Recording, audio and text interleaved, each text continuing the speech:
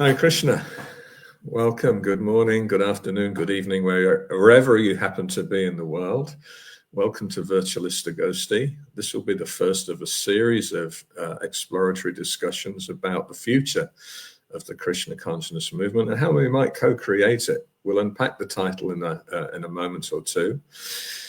Today, I'm joined by Krishnendu Prabhu, a friend of well over 30 years. Oh my goodness, we're getting old, Krishnendu. I asked him if I was a Prabhupada disciple the other day. I was like, oh my God, do I look that old? Your image is frozen again. I'm not sure what's happened there. I can still hear you though. There you go. Good refresh. Still frozen. So for those who may not know me, Damodar Das, born into a family of devotees, which I was very lucky for, although, made the independent choice to move into the ashram and become a fully paid up devotee at the age of 17. Spent much of the 20s, my 20s, running temples. And I've also worked in management consulting in areas like leadership development and strategy for the last 30 years or so. Krishnendu Prabhu, please tell us a little bit about yourself, apart from being an old friend of mine. Tell us particularly in your interest in strategy and how that was all developed. Sure. Am I moving now or am I still frozen? Oh, let me just have a look. You're moving, you're good. Great. We want a movement. We don't want things to be frozen. So, just a little bit about me. I came across Krishna consciousness when I was about 13, starting high school. And over time, I gradually became more and more involved. Just like you, I became a brahmachari, lived at the temple, did some traveling book distribution. And ever since I joined the Hare Krishna movement, especially with your inspiration, Prabhu, you were one of my early mentors. One of the first classes that I ever did was one that you gave on the 7 purposes of ISKCON. And so that was very, influential on me to think that what is the purpose of Prabhupada's movement and how can I help to contribute towards that.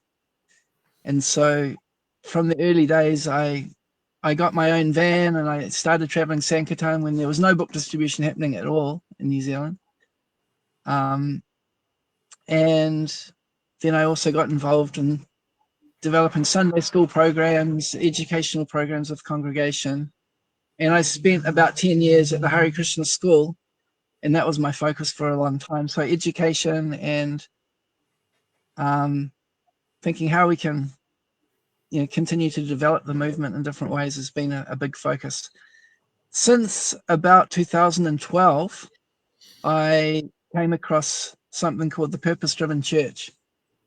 And that's been very influential on me as well, because it's a very systematic way of reaching out to make new devotees, but also a way to help devotees go deeper in their practices and engage everybody in service and in the outreach mission. So I recently did a kind of a psychological analysis, one of those personality typing things. Oh, yeah. And it really emphasized that my inclinations are towards strategy and long-term thinking and designing systems. And so the Purpose-Driven Church has got a lot of amazing alignments with Krishna conscious frameworks.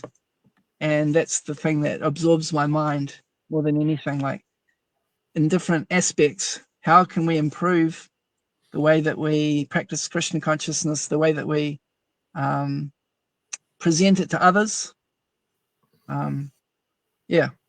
Basically how we can become better devotees and how we can attract others to take it up as well. Yeah, thank you. I've also done so many of those tools over the years. There's one particular one called Strengths Finder, which I think is really high value. And yeah, it turns out, and what they mean by strengths here is not necessarily that you're particularly expert at something so much as it's a natural instinct. It's a way that you go about life. probably a pattern or a strategy that was developed early. And yeah, surely, you know, one of the patterns that I have is called strategic, which is this idea of looking forwards and thinking about ways things might be realized and so on. So yeah, deep instincts. And, you know, that one of the things that we really want to explore is, you know, should devotees just depend on Krishna and have a fatalistic kind of outlook? Or is it up to us to rack our brains, as Prabhupada might say, to think of ways that we could support or help usher in Prabhupada's movement, Mahaprabhu's movement, and so on? I'm certainly of the view that we have a part to play. Interesting, you talked about the 7 purposes of ISKCON. I joined the ashram in 1984, Bhaktivedanta Mana. I was 17. Even by 1988, I was starting to become aware that the movement wasn't absolutely guaranteed to be perfectly following Prabhupada's blueprint. And I became particularly interested in the 7 purposes because I thought this becomes a yardstick against which we can measure the movement's effectiveness. Now, there might be some dispute. I've heard people dispute, well, Prabhupada didn't even write those. It was Mukunda Maharaj who was, you know, writing those. Well, we'll have a look. We've actually got some of the original documentation around that. It may be that the 7 purposes, as they're commonly communicated, was a précis of Prabhupada's purposes, but those purposes are still important. I remember being so taken with them and also so convinced that the movement needed a little bit of realignment that I think it was in 88, I was back to leader at Soho Street Temple. And the entire curriculum of the Bhakti program was the 7 purposes of ISKCON. So I had a view that I was going to give them survival skills. So, you know, how they could survive the movement that might not always be as benign as intended, but also how they could be sure they were serving the original goals of the founder, as opposed to just being carried along in institutional life, potentially with mission creep and scope creep. Anyway, let's have a quick look at our title for this session. So deliberately picked some words here. I've called it the Krishna consciousness movement because we're not only talking about ISKCON, we're talking about Mahaprabhu's movement. Prabhupada talks about the Krishna consciousness movement throughout his books, and he's not specifically only referring to the International Society for Krishna Consciousness. He's talking about the eternal movement of the Lord to reclaim the living entities in this world. Clearly, you know, Lord Chaitanya came to deliver a very particular form of Krishna consciousness, the loving relationships of the inhabitants of Vrindavan with Krishna, the son of Nanda Maharaj and Jashoda. And co-creating, we're not the doers. So, you know, maybe one of the limitations in strategic thought is that all of this is going to go well because of some brilliant mind that I have, some intellectual strengths that I have. Well, actually, we can be instruments. We're not creators in the fundamental sense of the term, but we can co-create. We're part and parcel of God. We have some of his attributes to a limited extent. Just as Arjuna on the battlefield was told, well, you know, the fight's already won, but you can become an instrument. So let's use whatever creative capabilities that we have to try and be of service. We're not, you know, just subscribers to passivism. Nendu, please say some words.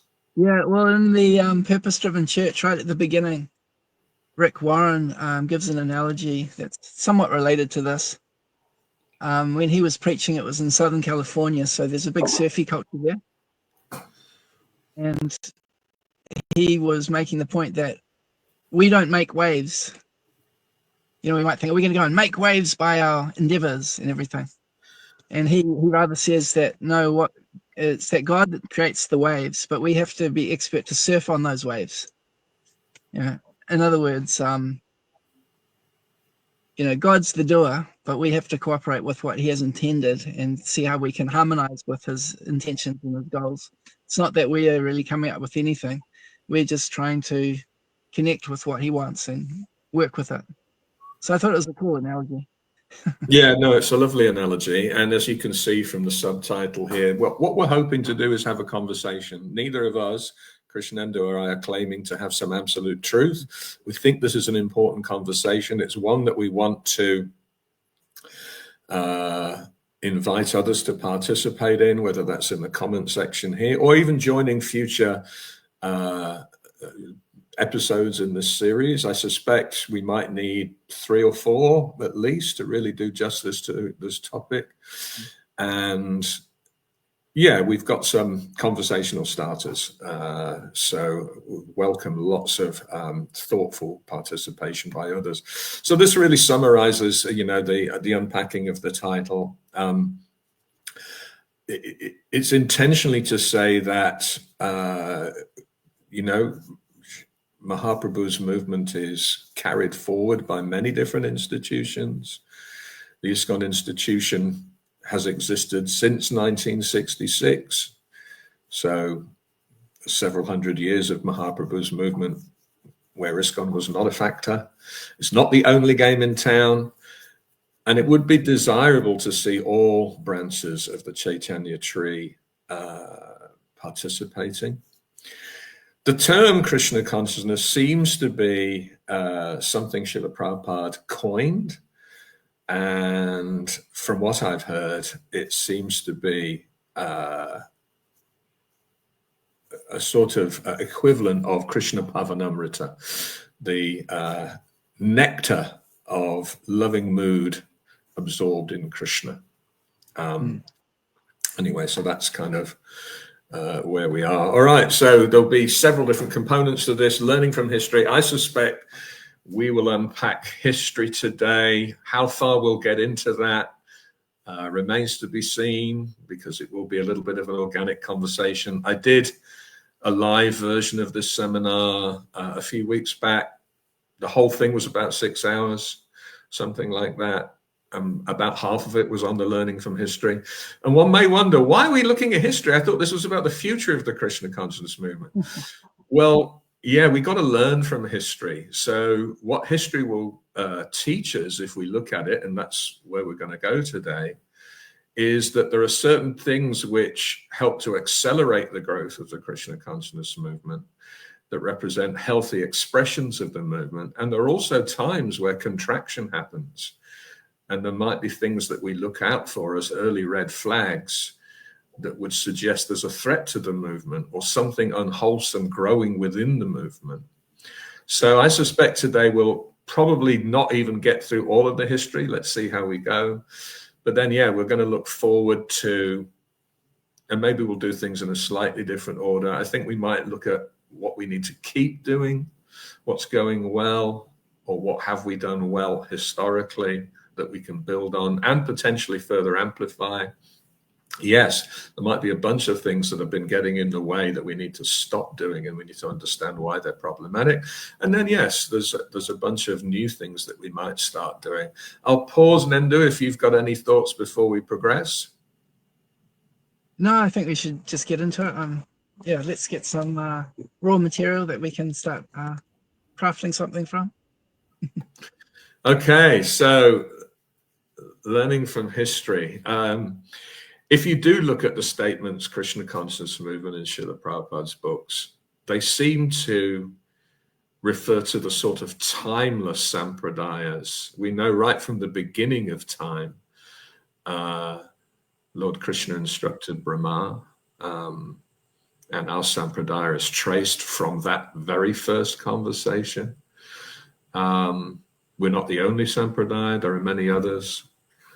And it's also interesting to, to see, we've got that verse there from Bhagavad Gita, Evam parampara pratam imang rajri shayo vidu sa kaleneha mahata yogo nashta parantapa. So yeah, right from the beginning of time, I instructed the sun god. That's not a sampradaya we hear too much about other than that little verse in Bhagavad Gita. And Krishna gives that very prescient kind of statement. Hey, sampradayas break down. The science as it is gets lost. How? Sa kalaneha, just through the influence of time. He doesn't go through anything other than over time, maybe things degrade. Over time, maybe someone doesn't get good at passing the message on. There's no guarantee that a sampradaya will remain intact. Nandu, your thoughts? Yeah, I mean, oh, there you are. Yeah, am I moving? You're not moving at the moment, but that's okay. Okay, I'll try the camera on and off. Am I with you again? Can you hear me? I can definitely hear you, and I think your sound vibration is the most critical. Yeah, there's something funny about my camera. I can see myself moving, but anyway. Yeah, I mean, this is the tendency of material nature. Things degrade without effort to maintain them. And we've just seen it repeated over time, so it's not a surprise that these things happen. So there's either a process of trying to retard the degradation or a time to create something new. And, we can see that Prabhupada, in his example, he was involved in Gaudiya Math, but he made the decision that he would do something new rather than try to reform the organization that he was part of. He, came out with something new. So we have these cycles, and it just occurred to me that these are the kind of two options, that we try to preserve what we have as far as possible, or else we just start afresh or something like that. The idea of cycles is very important, because what we'll see in history is the Krishna consciousness movement goes through periods of expansion, but also periods of contraction. So it wouldn't be the first time the Gaudiya Math, and of course we'll look at that in the context of some of these slides. Gaudiya Math was certainly not the first time the movement had contracted. May not be the last time that the movement contracts. And I think there's the warning here is that we shouldn't think we're bulletproof, that somehow or other we're charmed, that somehow or other we'll be untouched. We always have to be vigilant about the science being lost. And we might give some thought as to how exactly we've acquired our understanding and how robust that understanding of Guru Tattva, Krishna Tattva, all of these things are. It may be that if we've not studied properly, that we're passing on something other than the teachings of the acharyas, and unwittingly, helping to create an aprasampradaya. That's definitely a possibility that exists. All right, let's jump into, sorry, that looks like you're about to say something, Nindu. Yeah, it just like a couple of thoughts. Should have parked in an industrial area, should I? Some guy banging things across the road. I'll just wind up my window on the side. Sorry about that. There we go. A couple of things that come to mind. One is that as people join the movement, whatever they experience from now on, or from the time they join, they think that that's the way it's been forever. And so over time, a change may happen, but then the new people come along, they see the change thing and think that that's how it's always been. And this continues on as more and more changes happen and more new people come along. And then over time, you can get this divergence from the original kind of culture or the original teachings or whatever it might be. I like to call it the djembe effect. Like a new devotee comes to the temple and he comes to the kirtan and there's a guy playing a djembe, right? It's a bit like the cat in the basket sort of thing, right? So he comes to the kirtan and he says, oh, there's a devotee playing the djembe. Oh, okay, so at every kirtan we must make sure that someone's going to play the djembe. And it becomes a new culture that was never there originally, but because of the experience that the person had when they first came along, they just kind of create this image that this is how it's always been and this is how it's meant to be. Other examples might be like when we go to the Sunday feast, we automatically will serve off a buffet table. That's the way it's always been done. Yeah. Whereas, my experience when I first came to the temple is everyone would sit down and then actually be served while they're sitting down on the floor, and things like this. There's these aspects of our culture that don't exist in the minds of people that join, after a certain period. And so, particularly culturally, I'm observing some of these things, but I guess even philosophically, there can be different understandings that kind of develop over time. So that was just one thing that came to mind. And then, of course, the issue of Prabhupada's books being changed. That over time, if the understandings change and we thought, well, we need to adjust Prabhupada's books, then over time, the original intention could be lost. That's a very real risk. I'm not saying that's what's happened, but I'm saying that that is the risk, that if we don't have the original reference to go back to, kind of like a true north in one sense, then over time things can become quite different from what they were originally. And that's where having Prabhupada's books as a reference, it's where I actually started. I was thinking, well, philosophically there may be different things, but if we always have Prabhupada's books to refer back to, at least there's something solid as a basis. At least within ISKCON, we have Prabhupada's books as that reference point. So if they change, then our fixed reference point is at risk as well. And Srila Prabhupada would have written the books with that exact concern in mind, that, these guys are all undercooked, Lord Krishna. So what can I put into place to ensure that there is that anchor to the philosophy and the teachings? And we'll look at all of that. We'll look at the, we know that Srila Prabhupada's pastimes in the West were just 12 quick years. Amazing what he accomplished in that time. But at the time when he left, the oldest devotees were maybe 11 years in the movement. And some of them went straight on to become Paramahamsa gurus. Okay. So that was always going to be really tricky. Anyway, we'll certainly look at that. Regarding, this cultural change, I remember when I joined, I got culture shock. So all I knew of the movement prior to moving into the ashram in 1984 was reading Every Town and Village, which was the fourth part of the Lilamrita, and spending time with my uncle and aunt who were telling me about their time in the ashram, their time in the movement. And it was actually culturally quite surprising when I joined. I hadn't expected so much rank pulling. This was a very observable behavior. Know your place. You're just a brand new devotee, so keep your head in. Okay. It was a little shocking. I hadn't expected there to be so much sharp elbows amongst Vaishnavas. It seemed out of place. And so culture, like all things, tends to be invisible if you're participating in it. Maybe a newcomer spots it because they've immediately got the contrast with other environments they've been in. But we get very quickly socialized in that this is the norm. This is how we do things around here. Fish in the water kind of issue. Right. Fish discover water last. That is the old, I think it's a French proverb.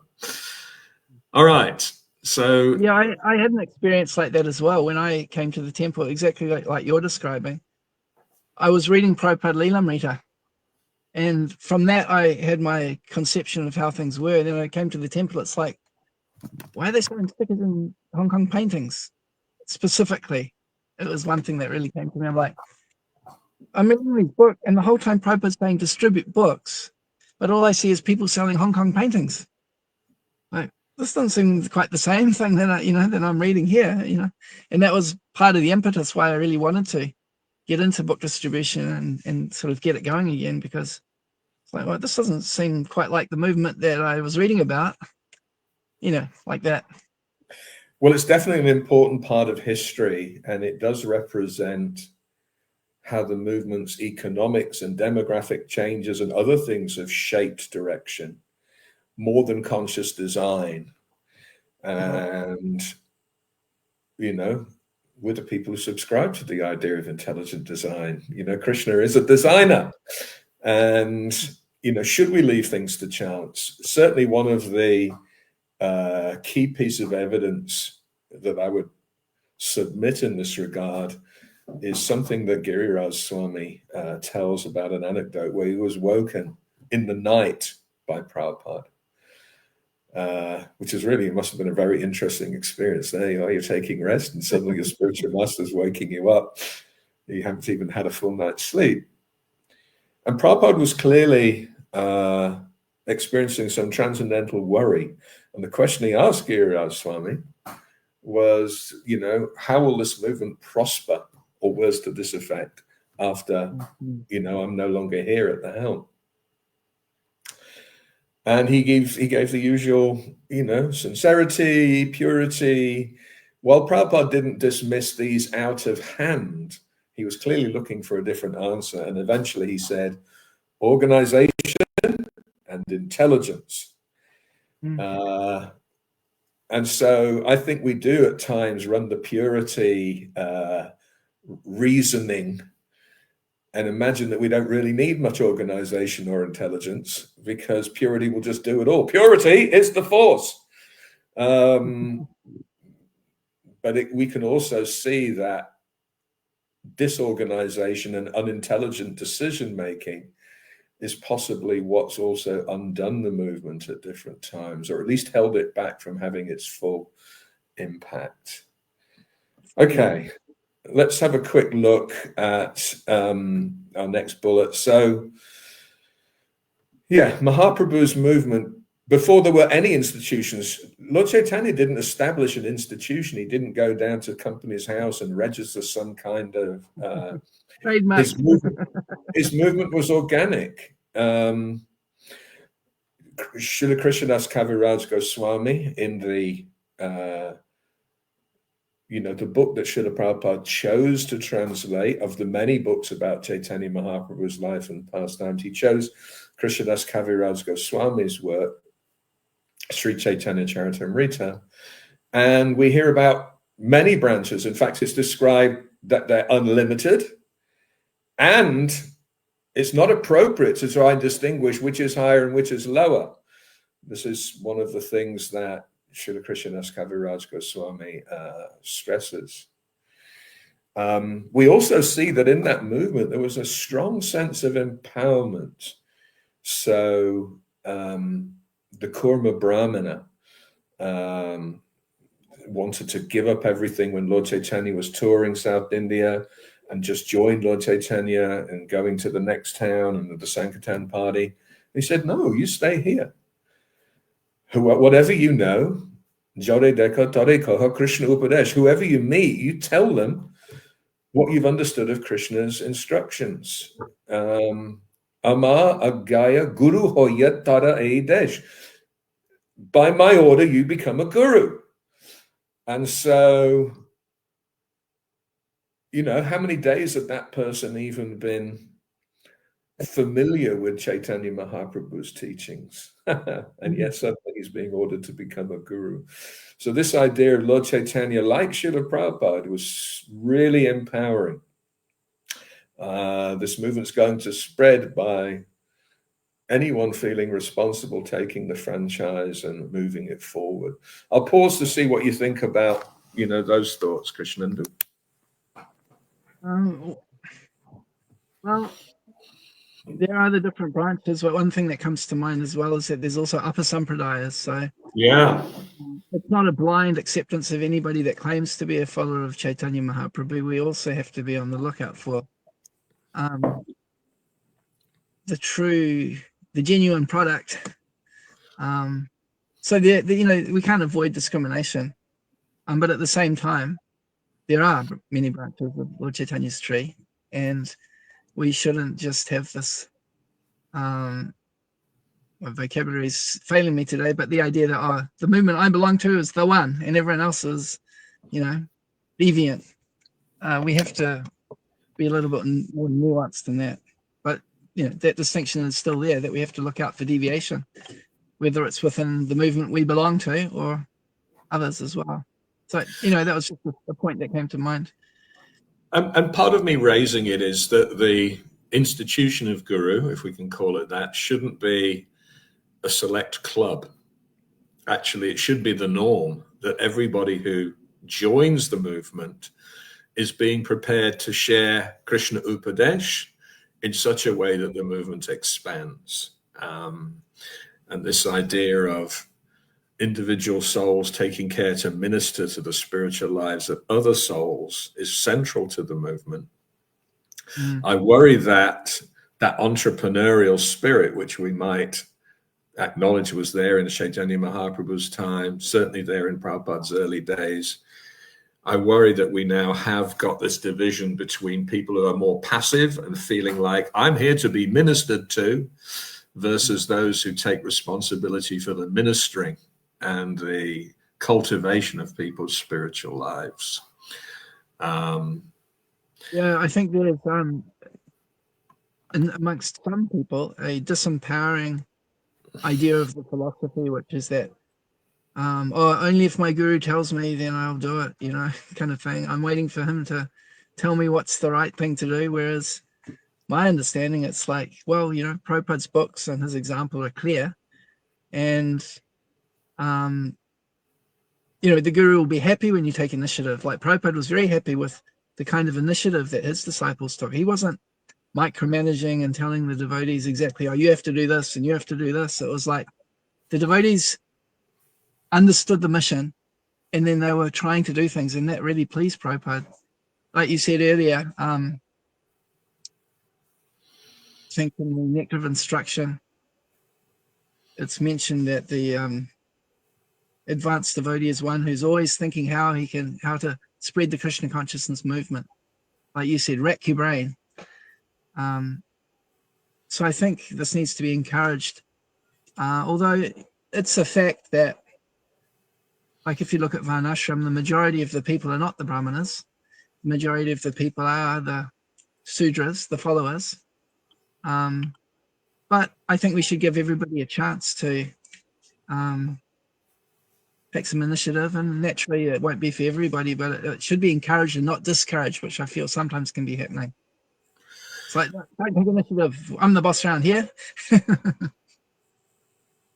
Yes, and it stifles initiative, and maybe initiative even, or free thinking, gets shut down as if it's inherently deviant. Prabhupada was someone who absolutely enabled and empowered, and as you say, was delighted when people took initiative, and was very concerned if there was a bureaucratic setup that kept people dependent or stifled initiative and free thinking. So yes, I definitely think one of the wholesome signs of the movement is where everybody feels like they have the mandate to go out and encourage spiritual life, as opposed to they're sort of disabled people depending on someone else to light a fire in their own hearts, and not feeling like they've got anything of worth to share. Prabhupada really built leaders and stimulated people with the passion to share Krishna consciousness and so on. Yeah. All right, so Lord Chaitanya empowered Srila Rupa Goswami, Srila Sanatana Goswami to do the writing. So he himself didn't write.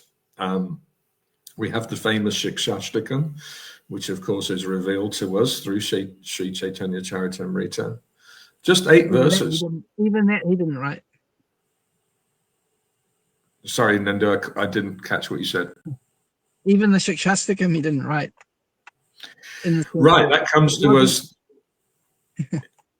Yeah, that comes to us through the writings of Krishnadas Kaviraj Goswami. Obviously, we understand that he spoke it. But I think this idea that the writing, the codifying of the movement's teachings, the Siddhanta, was extrapolated by Lord Chaitanya's disciples, Rupa Goswami and Sanatana Goswami, who also excavated Vrindavan and the various holy sites.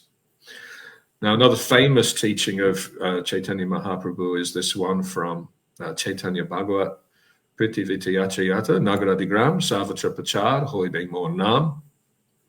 My holy name will be spread to every village and every town on the face of this earth. And you know, I think for centuries people thought, what lovely poetry. What a lovely poetic way of talking about the popularizing of the movement. I don't know how many people saw it as a prediction or a wish, a mission statement, a command. There is a famous anecdote. I believe it originates with Bhagwat Maharaj. So I heard it first, I think, on Atmatatva's Untold Ramayan. That's my source for this anecdote. Bhagwat was walking through Calcutta. It might have been 1970, 71. So there hadn't been that many Western devotees in India at this time. And a Bengali gentleman stopped him on the street and was puzzled. Why am I seeing a Westerner in Vaishnava attire? But he didn't have any English. And Bhagwat Maharaj at that time didn't have any Bengali. So they were trying to communicate something. Apparently Bhagwat Maharaj whips out a Back to Godhead and shows, you know, the various pictures. And at some point they come to the picture of Prabhupada. And this gentleman gets really, really animated. Anyway, so later apparently they retired to this gentleman's place. There's a translator there. And he said he didn't know that Abai Babu had taken sannyas, and now he understood. Not only has he taken sannyas, but he's crossed the ocean, and now Westerners are becoming Vaishnavas. And he recalled an incident at Sitakanta Banerjee Lane. So one of Prabhupada's places in Calcutta, he had a couple of rooms for him and his family, but he had a couple of rooms he rented out to Sridhar Swami and others from his godbrothers at Gaudiya Math. And this gentleman had remembered a class where there was an animated discussion on this verse and whether it was to be taken literally or not. Right. And Prabhupada was incensed that others were arguing. He didn't say who these others were, but the others were arguing, no, it's hyperbole. You know, the Shastra talks about giving so many millions of elephants in charity, and, you know, it just means a lot. It's not meant to be taken literally. And Prabhupada was super incensed. And of course, we know Srila Bhaktivinoda Thakur also envisioned Krishna consciousness going all over the world. We know that Srila Bhaktisiddhanta Saraswati gave him instructions. So this conversation may have happened sometime in the 1930s, 1940s. Prabhupada was so incensed that he stormed off, and he was going down the stairs and he yelled out, "Some fool will do it!" And then again, "Not you!" And this gentleman remembered this conversation as being, you know, particularly significant, the faith that Prabhupada had. And of course, we'll come back and look at this faith as one of the key ingredients of a healthy movement. Anyway, I'll pause. If you have any thoughts to contribute on that little anecdote, Krishnandan. No, I don't really have anything to add on that one. Just keep going. All right. So, and you made reference to this. So the movement really prospered with the next couple of generations of devotees. At the time when three great acharyas, Narottam Das Thakur, Shyamananda Prabhu, and Srinivasa Acharya, were at the helm of the movement, so a couple of generations after Mahaprabhu's departure, it was going gangbusters. Monarchs were converting whole regions.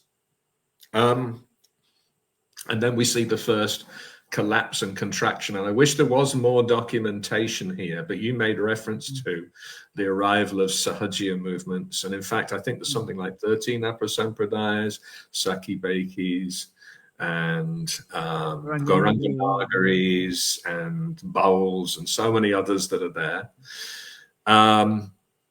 All that Prabhupada really tells us about Sahajiyism, he often uses the word Sahajiya as shorthand for one who takes things cheaply. And as we know, they introduced all kinds of other practices. So maybe if I dress up like a cowherd boy or a gopi, I can fast track my relationship with Krishna. And maybe we can have our own rasa dance and, you know, various other corrupt practices, including illicit sex and other violations of the 4 prohibitions. And it actually became so widespread that actually the the main teachings of Chaitanya Mahaprabhu were now eclipsed. They were almost lost. Chaitanya Vaishnavism actually came into disrepute. People thought, oh, these people, these Chaitanya Vaishnavas are immoral, loose values. No respectable person would take this seriously. And what we're really fortunate is, you know, the line of acharyas through Srila Vishwanath Chakravarti Thakur, Srila Baladeva Vibhushana, still somehow preserved the original Siddhanta. It wasn't entirely lost. But for all intents and purposes, the movement just became overrun and shambolic and so on. I'll pause to see what your thoughts are at this point, Nindu. I mean, it's like we were talking about before, that there seem to be these cycles where things, like you said, it was going gangbusters, you know, it was like really taking over the world, but it didn't sustain, you know, it went through a contraction. And so I suppose that seeing the history, we have to realize that that's kind of the way it works in the material world. And therefore we have to be vigilant to understand when those things are happening. And like you mentioned, there was only a small number that maintained the purity of that movement when everyone else was deviant. So if we find ourselves in that situation where things are going off track, we have to be vigilant and be amongst that small group and not get caught up in the group that's gone off track. Yeah, I always marveled how so many of Srila Prabhupada's purports were devoted to showing the problems with Sahajism. And I remember reading them at the time, maybe this was the mid-1980s or something, and it was like, oh, he's really got a thing for Sahajis. Are they that significant that they're worth this much airtime, this much column inches? I thought this is some weird historic offshoot of the movement that's somewhere in history. Why are we devoting so much time to this? And of course, that propensity to take things cheaply and maybe try to fast track one's progress without being properly qualified, maybe imitating high levels of spiritual ecstasy, possibly for cheap adoration. Those things don't just disappear. You could say they're eternal risks that could always apply to the movement, and would be good to be vigilant. I think Srila Prabhupada was giving us the tools to spot this kind of deviation, which had every chance of raising its ugly head again. Same thing could be said about Mayavadi teachings. Again, so many purports, so much of Srila Prabhupada's content showing the risks, the faulty thinking of Mayavadi. And we might wonder, oh, has he really got like such a big resentment of these Mayavadis? What did they do to him that he's got so much aggression towards them? Well, actually, again, it's an eternal risk. And it could even be said that the Westerners may be brought up in a voidistic kind of mindset and worldview, possibly right. The science philosophy does try to reduce things. There's no need for a creator. None of this really makes any sense. There is no purpose. We're just here to reproduce. We're just here to, eke out a frenzied existence before eternal non-existence. So, yeah, the Sahaja tendencies just brought the movement to almost annihilation. Anyway, I'll pause just to see if you've got additional. Yeah, well, it's a very interesting. There's a dynamic here which I see coming up a few times that you express, that we read the book and we're like, yeah, he's saying all this stuff, but what's that got to do with us right now? How's that really relevant? Yeah, and to just take it to a little bit more of an extreme here, when you read in the Krishna book, fantastical things, we think if someone asks us, do you believe that the Krishna book is literal, or is it just, figurative? We'll go, oh, of course it's literal, because Prabhupada told us that, and, we know this is the correct answer to pass the Bhakti Shastri exam, right? But actually, internally, if you say that, well, in the Krishna book, there's these like shape-shifting demons that turn into a cow and that turn into a whirlwind, and do you think those guys actually existed? And we're like, well, yeah, maybe then, or something like this. But it's like, well, if they existed then that means that it's a category of existence. They must exist now in some kind of form too. But like, it's like, well, that's nah, that's like, you're a bit crazy here, you sound like David Icke or something, like it's but if it was factual and not just mythological, then there must be some existence of these kind of creatures even today. And Prabhupada warns us that even in our movement, there will be demons that dress up like devotees, but are actually not devotees, that have nefarious intentions. And so it's a little more extreme, but I think that, at least I'm speaking for myself, when I read things like that, I'm like, nah, that can't be. Like, and I'm sure I'm not the only one. In fact, I know I'm not the only one, that we have perhaps a little naivety or a little bit of we want to give the benefit of the doubt to everyone, and because I'm sort of thinking for myself that, well, I would never do anything like that, so how is it that anyone could do these types of things? But we have examples, we hear about people that do horrific things in terms of violent crime and torture and things like that. So there are obviously people in this world that are like really evil, you can say. But somehow it's such a challenge for me, at least, to think that, okay, so someone's dressed like a devotee and they're doing all the things and they seem like a nice people, but potentially some of these devotees might actually have some ill intent. Anyway, it's just like you're talking about, sahajas, what is this, where we may not be able to identify how sahajism is coming into our movement or impersonalism. And in the same way, like, concept that there are devotees, people dressed as devotees that may not have the best intentions. So yeah, it's just what sort of sparked for me on that topic. Thanks, Nanda. So let's then look at how Srila Bhaktivinoda Thakur in particular restored Chaitanya Vaishnavism, Gaudiya Vaishnavism, to something with integrity again. He was somebody that traced down the old writings. It took him time to trace down a copy of Chaitanya Charitamrita. He sought out Lord Chaitanya's birthplace. He did a lot of writing. He again didn't establish an institution, although he did establish many gatherings, his Nam Hatha program. But he devoted a lot of his time to writing. Sorry, go ahead. Yeah. It's like the Namahata, he wrote about it, and he kind of gave the framework, but he was more of a visionary rather than the executor of that mission.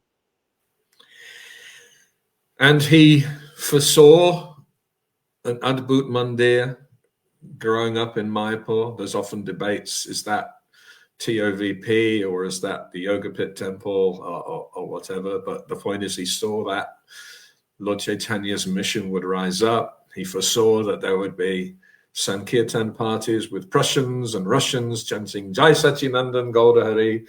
He engaged in book distribution. We know that in 1896, he sent Lord Chaitanya, his life and teachings, to McGill University in Canada.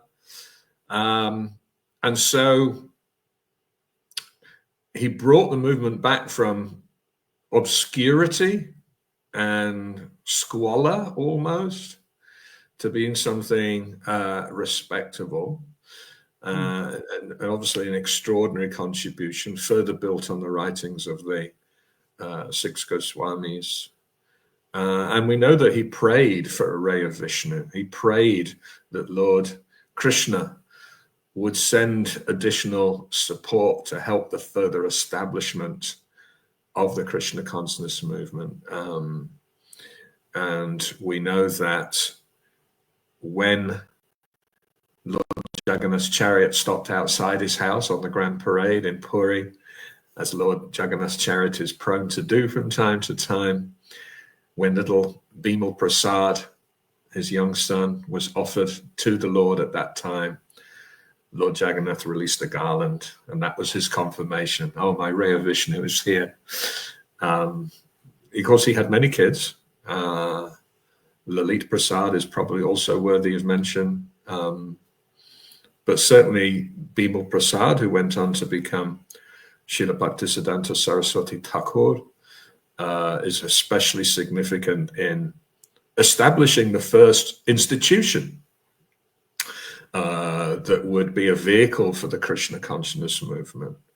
We know that even prior to doing that, he lived as a Babaji, chanted 1 billion names, took a vow to do that over about 10 years. And I believe, I think we may even have a date on the next slide here. Maybe not. Anyway, the Gaudiya Math, is it there? It's perhaps at the bottom and it's just hidden from my view. What's that date? Can you see it, Krishnendu? Yeah, 5th of February, 1919. Right, there we go. So 1919, just a year after the conclusion of the First World War, he established Gaudiya Math as a vehicle. So I want to explore this idea of a vehicle. The institution isn't the mission, it's a vehicle for the mission. Prabhupada would describe his ISKCON as his body, and we also know bodies are a vehicle for the soul. A vehicle which actually, takes one seamlessly from one place to another, would be considered a reliable vehicle. A vehicle that, is in disrepair and breaks down every few kilometers, is perhaps no longer viable. And so institutions might be considered like that. A little bit like a body can suffer from ailments. Institutions are not free from the influence of, various factors that happen in this material world, like entropy, the idea that things may break down even if they were vital at some point in the past. I'll pause to see what you have to say about what I've started to build, Krishnendu, by that little piece of sophistry. It's a little bit of a side topic going back to what we talked about before, just before we get into the whole institutional aspect. It's probably something we'll talk about a bit later, but I find it interesting that one of Bhaktivinoda Thakur's functions, you could say, or his achievements, was re-establishing the credibility, respectability of Gaudiya Vaishnavism. And that is one of the concerns of some of the leaders of the movement today, that they feel that the Hare Krishna movement doesn't have a very good reputation, and therefore it's very important that we become more accepted by the world. And then others are also saying, well, no, Prabhupada didn't want us to be accepted. He wanted us to be revolutionary, and we do what we do, and they can take it or leave it. So it's something we can talk about a bit later on, but it was just interesting to see that has its place, re-establishing the respectability of something, as Bhaktivinoda Thakur did. And Srila Bhaktisiddhanta Saraswati Thakur also did that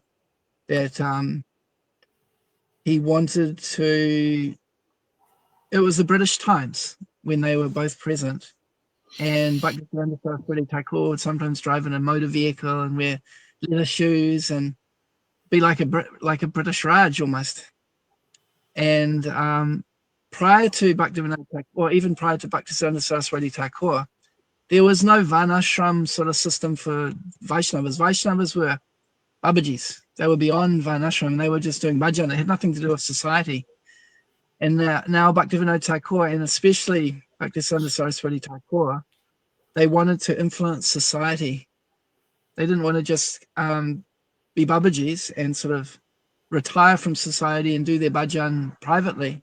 They had an intention of influencing society so that many more people can take up Krishna consciousness. And we can see with Prabhupada's 7 purposes in particular that he had that goal as well, that he wanted to influence society. He didn't just want to, have a small group of people that chanted Hare Krishna. He wanted to influence everything. And so to do that, there may be aspects of that where you want credibility, but you don't want to compromise. So this is just an interesting kind of dynamic that I'm planting in my mind here. Yeah, no, thank you for that. And there is that famous book, Vaishnav K, written by Srila Bhaktisiddhanta Saraswati. He actually, there's a little part of that where he says, Dushtaman tumi kisher Vaishnav, pratish thara thare nijanara gore, tava harinam kevala koitav. So he says, my wicked mind, Dushtaman, tumi kisher Vaishnav, what kind of Vaishnav are you? Pratish thara thare nijanara gore, tava harinam kevala koitav. He said, just to get some prestige, you're chanting in a solitary place, wanting some adoration. And it's interesting, right? He's criticizing the Babaji life as being a type of virtue signaling, maybe, that people will really appreciate the solitary Baba chanting millions of rounds. Maybe we've got slightly different versions of that nowadays, different ways that the Pratishta instinct plays out. But a Vaishnava is always super cautious about that Pratishta instinct. I love the fact that you've talked about how Srila Bhaktisiddhanta Saraswati was very revolutionary around the Yukta Vairagya principle. So we know that he had printing presses in the temple room, and he would call it kirtan, when the printing press was running. Yes, he, to much shock and horror, got in a car and rode into Vrindavan and got lots of criticism, but he was saying, look, Yukta Vairagya, these things are given to us to employ in Krishna's service. And he was citing Srila Rupa Goswami's Anasaktasa Visayan Yatahama Puyanjata Nibanda Krishna Sambande Yukta Vairagya Muchate. So if something can be deployed in Krishna's service, then it should be. And that is still a form of detachment. Yukta Vairagya, practical renunciation. Prapanchakitaya Buddhya Harisambandhu Vastuna Mumukshubi Parityago Vairagyam Falgu Katyate. On the other hand, someone who gives up something which might be deployed is practicing Falgu Vairagya, false renunciation. So, the institution, no one had done anything like this. Up until this time, a guru was someone who taught, maybe some disciples lived in the ashram for some time and then went out into the world. There was no institution. It could be said prior to the Industrial Revolution, there weren't any massive organizations of any kind. Perhaps there would be an army. But other than that, it's not like there was some massive corporation that cornered the market for, various household products or whatever. People had little cottage industries. And industrialization is one of the things that made large-scale organizations possible. And it looks like applying that same principle of Yukta Vairagya, Srila Bhaktisiddhanta thought, well, if we're going to fulfill Lord Chaitanya's every town and village program, it's going to be because of organization. It's going to be because of scale. It's going to be because we've utilized what an organization can offer by way of arranging things and having capital and other faculties to achieve something way more than the individual guru sitting under a tree might ever accomplish. Prabhupada often talks about that, right? He says, look, for ourselves, we could live under a tree. But who will come? And therefore, we're building temples and we're doing all these other things to try and attract, individual souls. So certainly, this idea, it's not that, Srila Bhaktisiddhanta Saraswati Thakur was inherently distrustful of organizations, although he had a very realistic sense of how susceptible organizations are to corruption, to personal ambition, and so on. So I think that some of the anti-institutional sentiment that we find amongst the contemporary devotee population, partly it's disillusionment because of their own institutional experiences, and partly it might be old kind of hippie conditioning that the man, the institution, is inherently to be distrusted. It's inherently a vehicle for ambitious, corrupt people, and the corruption is inevitable. I'll just pause to see what you think of any of those thoughts that I just shared. Yeah. What I'll come back to this point you're just raising now about institutions, but I was just thinking about it's sort of ironic in a way with Srila Bhaktisiddhanta Saraswati Thakur thinking that by chanting in a solitary place, he's doing it for prestige. When how many people will know? Like it'll just be a handful of Babajis and the people in the local village will know that he's there. Whereas he takes up his mission to preach all over the world, then he becomes famous all over the world, right? He's thinking that by just chanting, he's doing it for prestige. So I mean, I can see that in our society, there's two sides to that. There's a danger of trying to get prestige both ways. Yeah. Within our society, we, like you call it, virtue signaling, or cutting the profile of the pure devotee in amongst this association of devotees, for some of glorification. Simultaneously, when someone's preaching out in the world and they want to be a big famous influencer or something, that's also another danger, that by doing that, oh yeah, I can be so famous, and get to hang around with the influential people in the world and be recognized by them, or so many people will know me and have that fame. So there's dangers at every step. But I thought it was interesting how Bhaktisiddhanta was referring particularly to trying to get glory within, even not maybe a small circle. Even that he was considering a danger, and he thought it was less dangerous to go out into the world. And perhaps, like on book distribution, for example, we're going out to preach,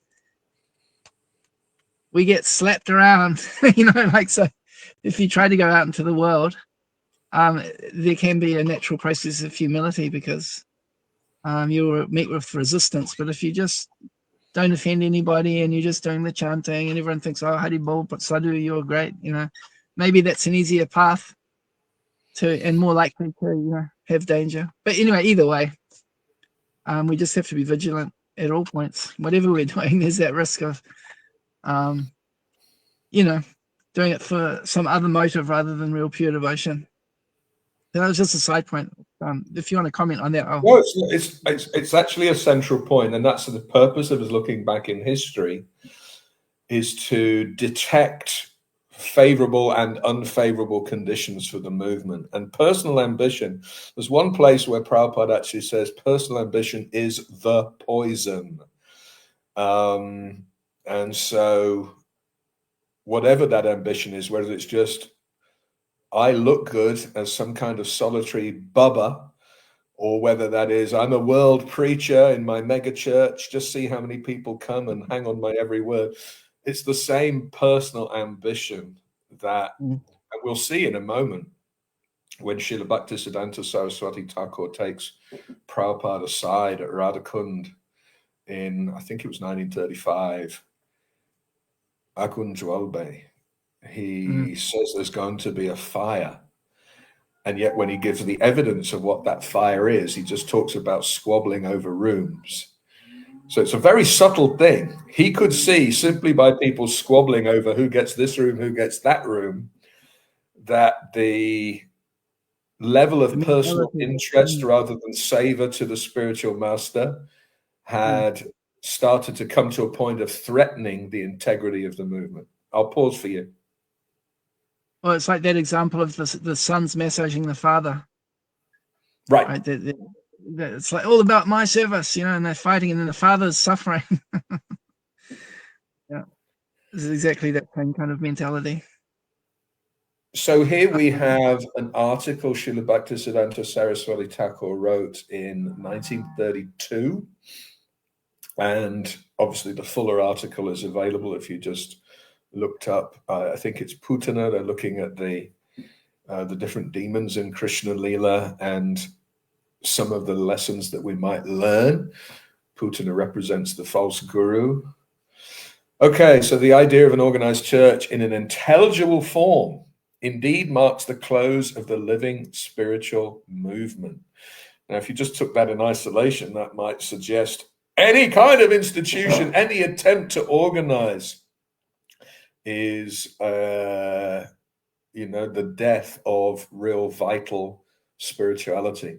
The great ecclesiastical establishments are the dikes and dams to retain the current that cannot be held by any such contrivances. So yes, we create this infrastructure, dikes and dams, but can it contain or retain the current? So the current in this case, we'd assume we're talking about flowing water, just by the dikes and dams example. Yeah. We build a It's an dam analogy of the spiritual essence, I guess. The pure spiritual. And of course, we also use current to talk about the flow of electricity. So we talk about it being an unbroken line, an unbroken link. Yeah. Indeed, so we're talking about great ecclesiastical establishments, indeed indicate a desire on the part of the masses to exploit a spiritual movement for their own purpose. So this idea that institutions, great ecclesiastical establishments get hijacked for personal agenda seems to be the warning that he's issuing here. And certainly the language, he seems to be implying it's inevitable. Now, it's worth saying this was 13 years after the creation of Gaudiya Math. Was this his reflection on how he observed what was going on in Gaudiya Math? It's very interesting. We might speculate about that. What are your thoughts, Krishnendu? Well, that final statement that you made, is it like him saying, well, I started this institution, but it was like a waste of time? It almost seems like that, right? It's almost resigning to the fact that there's no hope or something. Certainly, Gol Govinda Maharaj, who I believe left the world on the same day as Srila Bhaktisiddhanta Saraswati Thakur left. Not the same day, same year, but it was on his appearance day. Is on his appearance day, but he talked of him leaving the world prematurely and being in a sense of disgust. I don't know what he based that on, but obviously a great acharya in his own rights and not words to be taken lightly. I've heard that also. I wonder if Prabhupada also said something along those lines. I have a feeling he may have. Yes, indeed, it could well be. So I want to talk a little bit about this Agun Jwelbe conversation. So this was months before Srila Bhaktisiddhanta Saraswati Thakur left. Now, obviously talking about the history, we're now getting into the period where the role that A.C. Bhaktivedanta Swami Prabhupada played becomes very, very significant. And we know that Srila Prabhupada Abhay Charan met Srila Bhaktisiddhanta Saraswati Thakur first in 1922 and maybe met him 5 or 6 times in total. He was famously saw him at Kumbh Mela, where Srila Bhaktisiddhanta Saraswati Thakur would preach for hours and hours on end. And Srila Bhaktisiddhanta Saraswati Thakur noticed that others were coming and going, but Abhay Charan likes to stay and hear. I have marked him, was the word. So even though he was one of, I've heard 60,000 initiates, I've heard some incredible number of Srila Bhaktisiddhanta Saraswati Thakur. So again, it's worth saying Gaudiya Math was fabulously successful under Srila Bhaktisiddhanta Saraswati Thakur. 60 temples, so many initiated devotees, overseas missions. He did send devotees to the UK, and they weren't able to produce stellar results, but it wasn't that they produced no result. I believe there was a house in Lewisham that from the 1930s onwards identified as Gaudiya Math. And we obviously hear about the Marquis of Zetland and others that they were preaching to. But Srila Bhaktisiddhanta Saraswati Thakur, even from that first meeting, knew there was something pretty special about A.C. Bhaktivedanta Swami. He was obviously Abhay Charan in those days. He took initiation after 11 years. I think there were times when Prabhupada's godbrothers would talk to Srila Bhaktisiddhanta Saraswati and say, look, this guy's kind of useful. Maybe we should encourage him to join the mutt. Leave him alone. In time, he will do everything, was the response from Srila Bhaktisiddhanta Saraswati Thakur. Anyway, this particular Vrindavan Parikrama 1935, he calls Prabhupada aside and has this famous conversation that goes down in the, it's achieved mythological status, we could say, in our society. Agun Jwalbe, there's going to be a fire. He doesn't extrapolate what he means by this metaphor, but what he does say, since we moved into the Bag Bazaar temple, the Bag Bazaar temple is in a prestigious location in Calcutta. At that time, it was the crest jewel in the estate of Srila Bhaktisiddhanta Saraswati Thakur's temple, donated by a very rich merchant, marble on the walls, prestigious location. You could say it was our Mayapur project or something back in those days for them.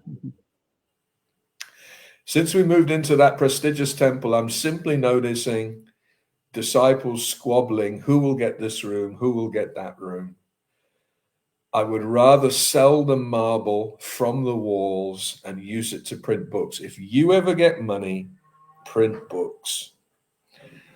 So was this something prophetic, that he foresaw that the personal ambition, who will get this room, who will get that room, would eventually undermine the whole Gaudiya Math, that personal ambition would cause this fracturing and fragmenting, the fire that would burn everything to ashes?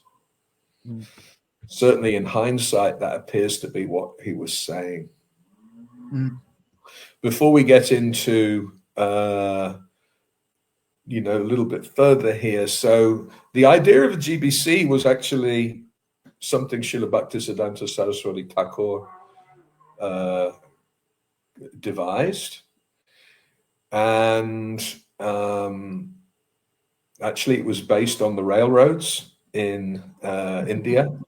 At that time, India was under the control of the British Raj, and he saw the administration of the railroads, which actually would have trains running very punctually, as a sign of how an organization should be run optimally, very efficiently, like clockwork and so on.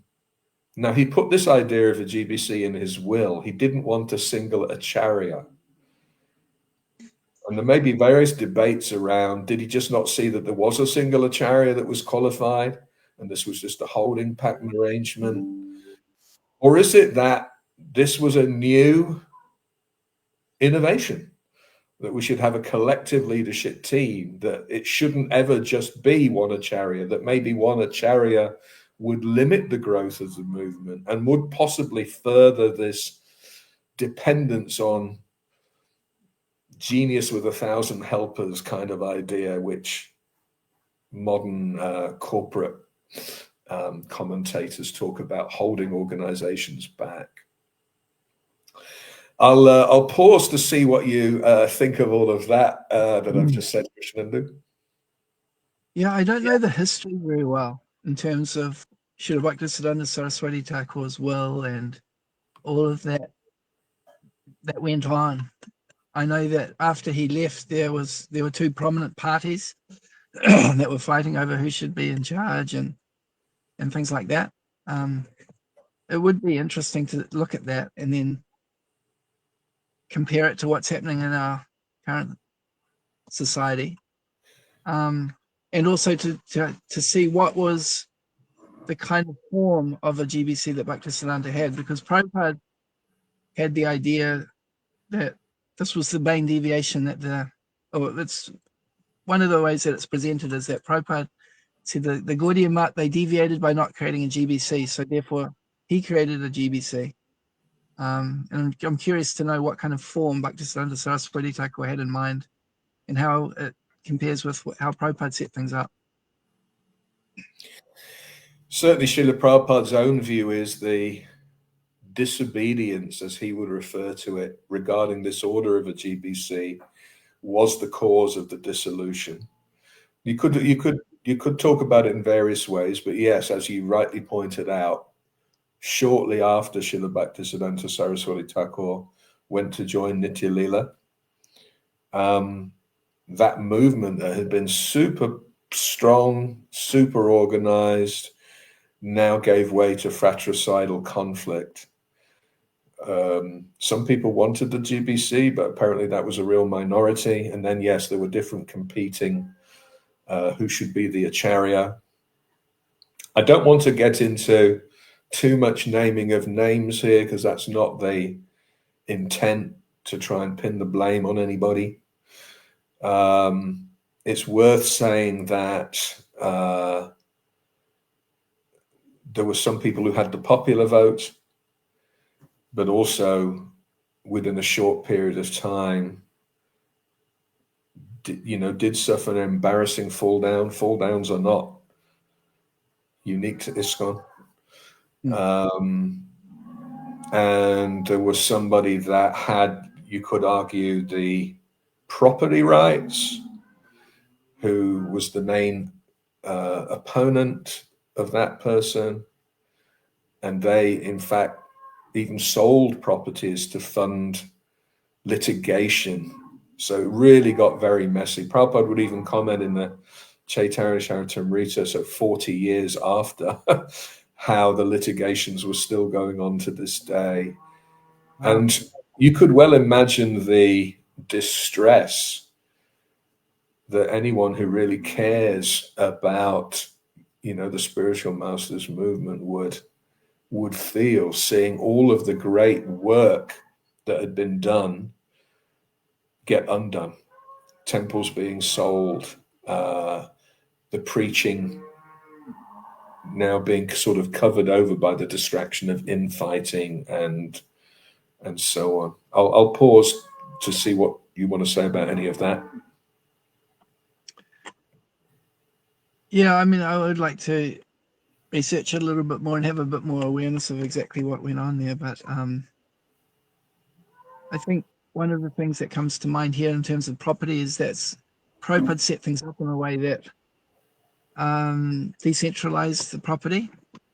And, that famous letter to Karandar about each center being independent, means that if one center goes off track, it's not dragging the whole movement off of it. And because we've seen some cases where there's some fights over a particular temple, but it's just that specific temple. Of course, you've got places like Mayapur and Vrindavan, which are kind of like central ISKCON properties. In terms of other properties around the world, the decentralization is a little bit of a protective mechanism for what maybe is inevitable, just because of the nature of human beings and organizations. I think you're very right. And I think, the introduction of the GBC while he was still at the helm himself was to ensure that transition would be ushered in with his supervision.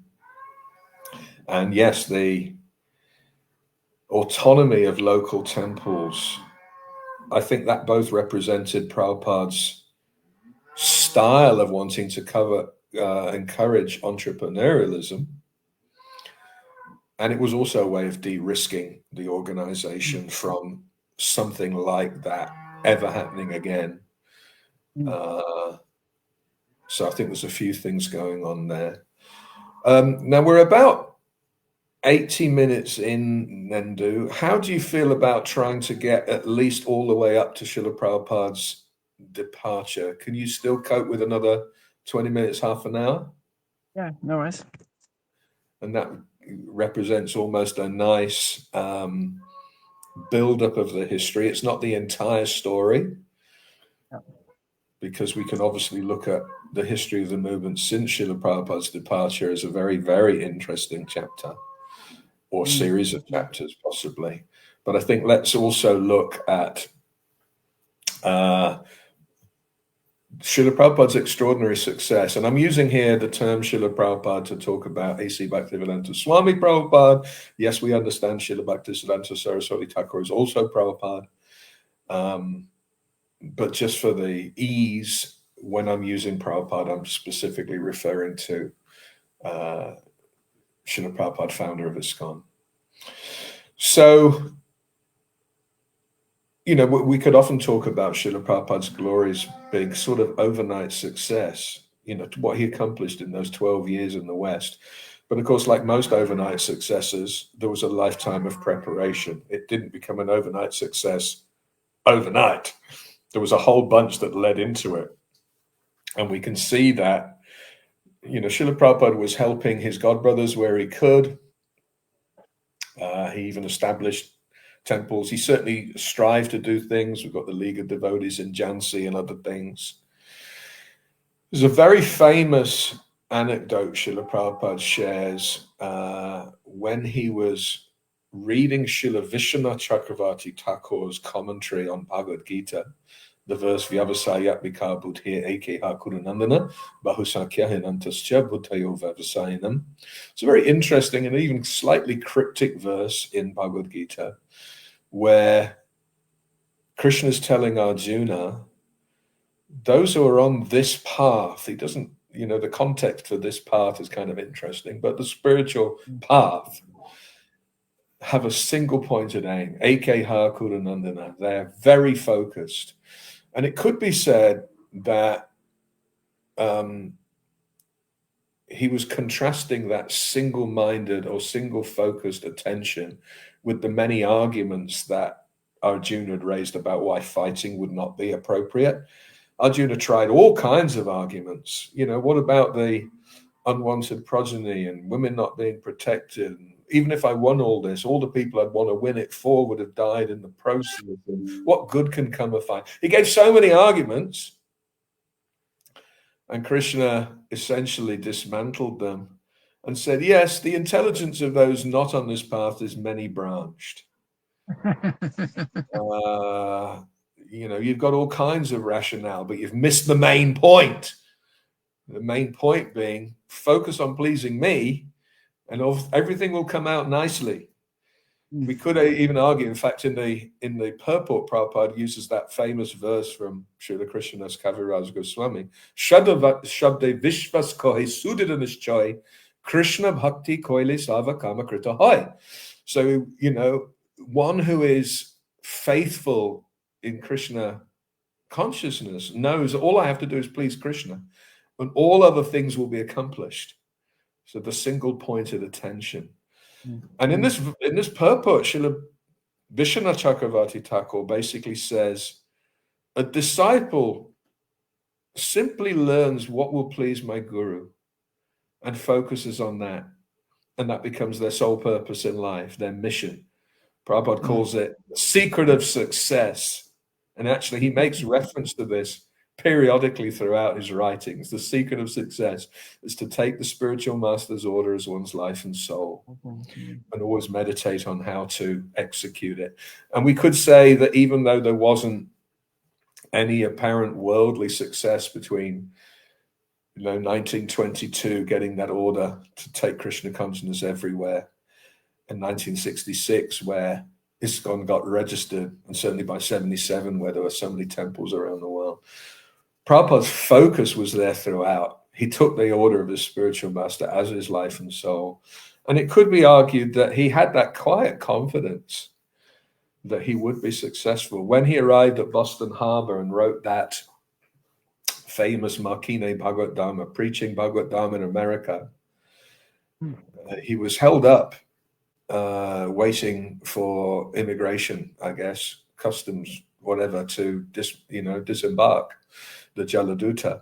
So he was just looking over at the foreshore in Boston Harbor, and he wrote this famous poem. And he says things like, well, how will people here in the modes of ignorance and passion be able to understand your message? Only by your mercy can my power of speaking be suitable for their understanding. And he finishes this famous poem, Bhakti Nai Bed Nai. I don't have any knowledge and I don't have any devotion. I've got this big name, Bhakti Vedanta, but I don't have Bhakti and I don't have Veda, but I do have faith in the order of my spiritual master. And if you like Krishna, you can reveal the real purport of Bhakti Vedanta. So very cryptic, but he's basically saying to Krishna, I think you've got a purpose here. I think if my guru wants this, it's going to somehow happen. And I'll just try and be the best instrument I can be. And it's, if you want me to dance, then it's up to you to make me dance. So we all know that famous verse. And of course, I've mentioned the corresponding thing here. Krishna Shakti Vina Nahe Tar Pravatan. Only someone who's empowered by Krishna can actually popularize the Sankirtan movement. I'll pause and give you space to contribute.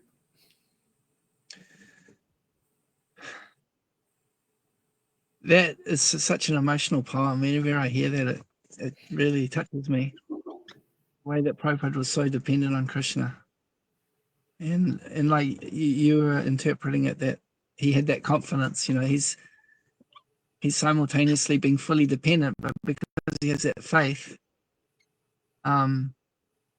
he's like you mentioned it here, that verse where he says that, I don't know how this is going to happen, but you brought me here, so you've obviously got some plan. So you he's are the like laying himself out. So it comes back to that discussion we had earlier on, wasn't it, about surfing the waves? It's like, is it my effort? Well, my effort is just that I trust in you and I'm surrendering. That's my effort.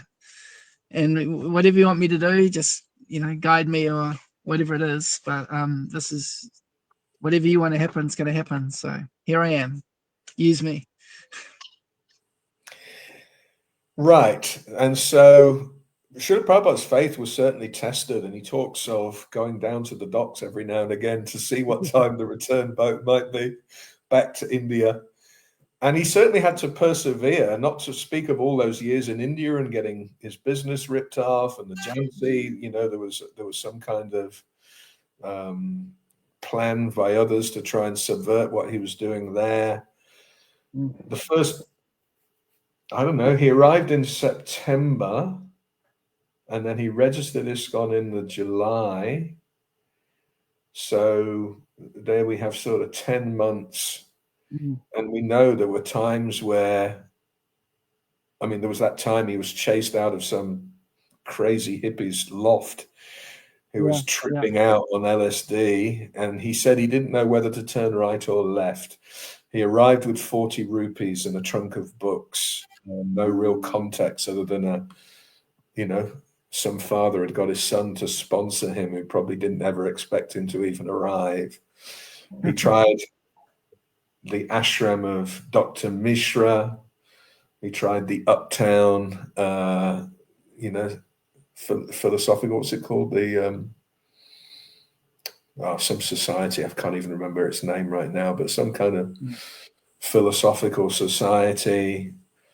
And eventually he got a little bit of attraction with the hippies in the Bowery. But it certainly wasn't an easy thing. Imagine that. You're living comfortably in Vrindavan. You're living right next to Rupa Goswami's Samadhi in Krishna's home. You could just do your japa and have a nice life. And you choose to give it all up for some uncertainty because your spiritual master has said, I want this to happen. It's interesting. Yeah. Sorry, go ahead. No, go ahead. It's interesting. It was about 9-10 months. It's like a pregnancy period, It sounds like he had some morning sickness and it was a bit of a rough pregnancy. And finally the ISKCON was born, and it's amazing how it really just took off after that. Yeah, and as we know, it was simple things like going and sitting in Tompkins Square Park and chanting. And it was, even just chance acquaintances like meeting Hayagriva on the street and saying, hey, come over, I'll tell you a little bit about Vedic philosophy. And somehow or other, Jodi Deka Tori Kaha Krishna Upadesh, Prabhupada just talk to others. And we know he was an extraordinary visionary, because when they were writing Lilamrita and they were trying to interview people that might have met Prabhupada in the early days in New York, they found this Mr. Rubin, who had shared a park bench with him and had lunch. And he said he would talk of schools and farms and temples. He said at that time, I don't think he had any followers. He would simply say, time only is separating. So he had this complete vision for what the movement could be. And we know from the time, from looking at the prospectus for the League of Devotees, that vision was fairly well developed even in the mid-50s for what could happen. It wasn't that, if you read the 7 purposes, which we're about to do of ISKCON, they were all almost there, word perfect, in the League of Devotees. Yeah, so Prabhupada had got this inner meditation. How could this happen? How would we go about it? And he was simply waiting for Krishna to send the resources, to send the enthusiastic young people and the dollars and everything else. I'll pause for you, Krishna. My phone is overheating, so I'm just gonna put it on the fan, pull it down. Oh yeah. Well, we're getting to a heated part of the conversation as well. So we won't necessarily do the movement post Srila Prabhupada today, but let's at least look at the movement. Post Srila Prabhupada is not really the right way to word it, because Srila Prabhupada is very much still present. I wonder if you've actually lost connectivity altogether there, Krishnandu. We've certainly got an interesting picture of your thumb. Tell us if you can hear us. You might have had to reboot your phone. All right, well, I'll just quickly finish off today's broadcast with how the movement fared under Prabhupada's direct supervision. So let's have a look at these purposes. Then he's completely dropped out, which I thought was likely to happen. So I'm not going to read the usual 7 purposes here. I'm actually going to read directly from the incorporation document. The 7 purposes of ISKCON, which you'll find in Back to Godheads, seems to be a précis. I believe Mukunda Maharaj may have written it, but this is the original text that he based it on. The objectives for which the society is being established are to educate the greater human society in the techniques of spiritual life as the basis for a balanced psychic and biological development. Okay. And thereby achieve for the first time in human society a real peace and unity amongst contending forces in the world today. So that's a different version of the first purpose, which usually is to systematically propagate spiritual knowledge to society at large and educate all peoples in the techniques of spiritual life, in order to check the imbalance of values in life and achieve real unity and peace in the world. I'm just going through the 7 purposes, but I'm going out them from the original document and comparing them to the précis that I believe Mukunda Maharaj might have written. And I'm crediting you with sending this on to me. I can see that in 2017, almost today, you copied me in on this original. So that first purpose talks about the propagation of spiritual knowledge and talks about peace and unity in the world. There's nothing about going back to Godhead. It's very interesting. It's about the value of spiritual teachings to help bring our life to some kind of sanity and peacefulness and well-being in this world. I'll pause for you, Nendu, in case you want to say something about that? Yeah, it's interesting. I haven't gone back to that original document for a while. I'll just flip it sideways again.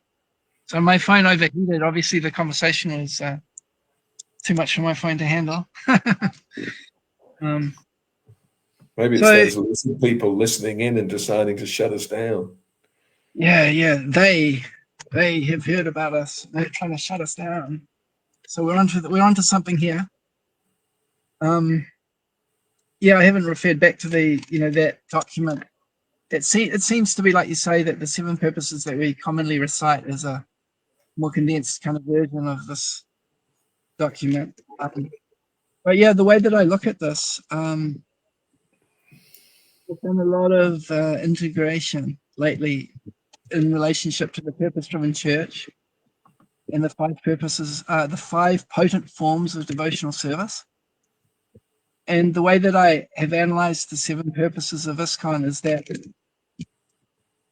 the first of the 7 purposes is stating the goal or the intention. And as you're mentioning, it's very interesting that it's all about society and helping the world and, increasing the values. And as you say, it's not otherworldly. It's actually, how can we make the world a better place? And that's quite fascinating, because a lot of times we're told, mundane charity, and, why do we want to make this place a better place? It's like a toilet. We should just do our business and go, and, that kind of stuff. And yet here in Prabhupada's purpose for ISKCON, he has so much compassion for the people living here that he wants to create a better world, even while we're here. And before going back to God here, to the ultimate destination, which is fascinating. Just going back to how I've analyzed the 7 purposes, I see it that this first purpose is like an overall intention statement that our society, the goal is spiritual education, and to train, and it's for everybody, basically. And then the final statement is where he's talking about the means by which we'll achieve our objectives. Specifically, we will focus on using media like magazines and books and such writings. And then the 5 in the middle, I can directly relate them to the 5 potent forms of devotional service. Hearing Srimad Bhagavatam, chanting Hare Krishna, associating with devotees, residing in Vrindavan, which I kind of expanded out to creating an environment of a conducive environment for Krishna consciousness, and then deity worship as well. So as we go through, you might just keep in mind how that's a very interesting analysis. Yeah, thank you for that. I haven't ever run that lens over them, but that's very interesting. The thing that I look at these days, I look at it from the point of view of these 5 potent forms of devotional service. It's something that Prana Prabhu sort of put me onto, because I'd never really, I've obviously must have read it when I was reading the Nectar of Devotion, but it didn't sort of sit with me that it's something of value, that I can look at those 5 things, and by understanding these 5 things, it's something that can help you in your devotional service by applying an understanding of them. But what Prana Prabhu did is he was designing a Shastra curriculum. So he divided the strands of that curriculum according to these 5 categories. And so it trained my mind to look at everything, and breaking it up into these 5 things. And so naturally the 7 purposes, I thought, what about this? Anyway, let's have a look.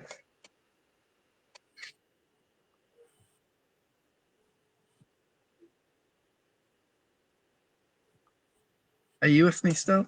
Look a little bit lost or something. No, I'd noticed that somehow some other recording was coming through. I didn't know if it was coming down the line to you as well, but I was trying to figure out how to turn it off. Okay, there's no echo from my side, if that's what you're talking about. Yeah, it might have just been on my computer, but it was a distraction, so I apologize there. All right. But yeah, I was just saying that the way I've analyzed the 7 purposes, the initial purpose is like the overall objective, which is to help society, everyone in society, through spiritual education and training. And then the final is the method, and then the 5 in the middle are the 5 potent forms of devotional service. And so I'll quickly run through the other purposes from that original document, and we'll compare them to the more conventional understanding of the 7 purposes. So the next statement Prabhupada makes: to propagate a sense of Godhead, the all-attractive personality of primal and eternal form, as he revealed in his own words in the Bhagavad Gita, the holy scripture of the Lord Sri Krishna, the Godhead.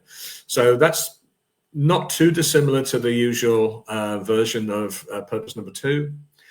Now, I think the way that Prabhupada talks about purpose number 3 here is actually much clearer in this version than it is in the usual version.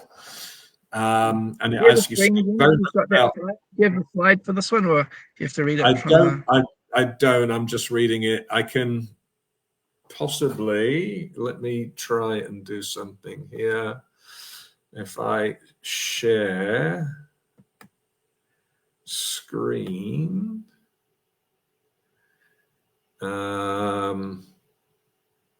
is this come up?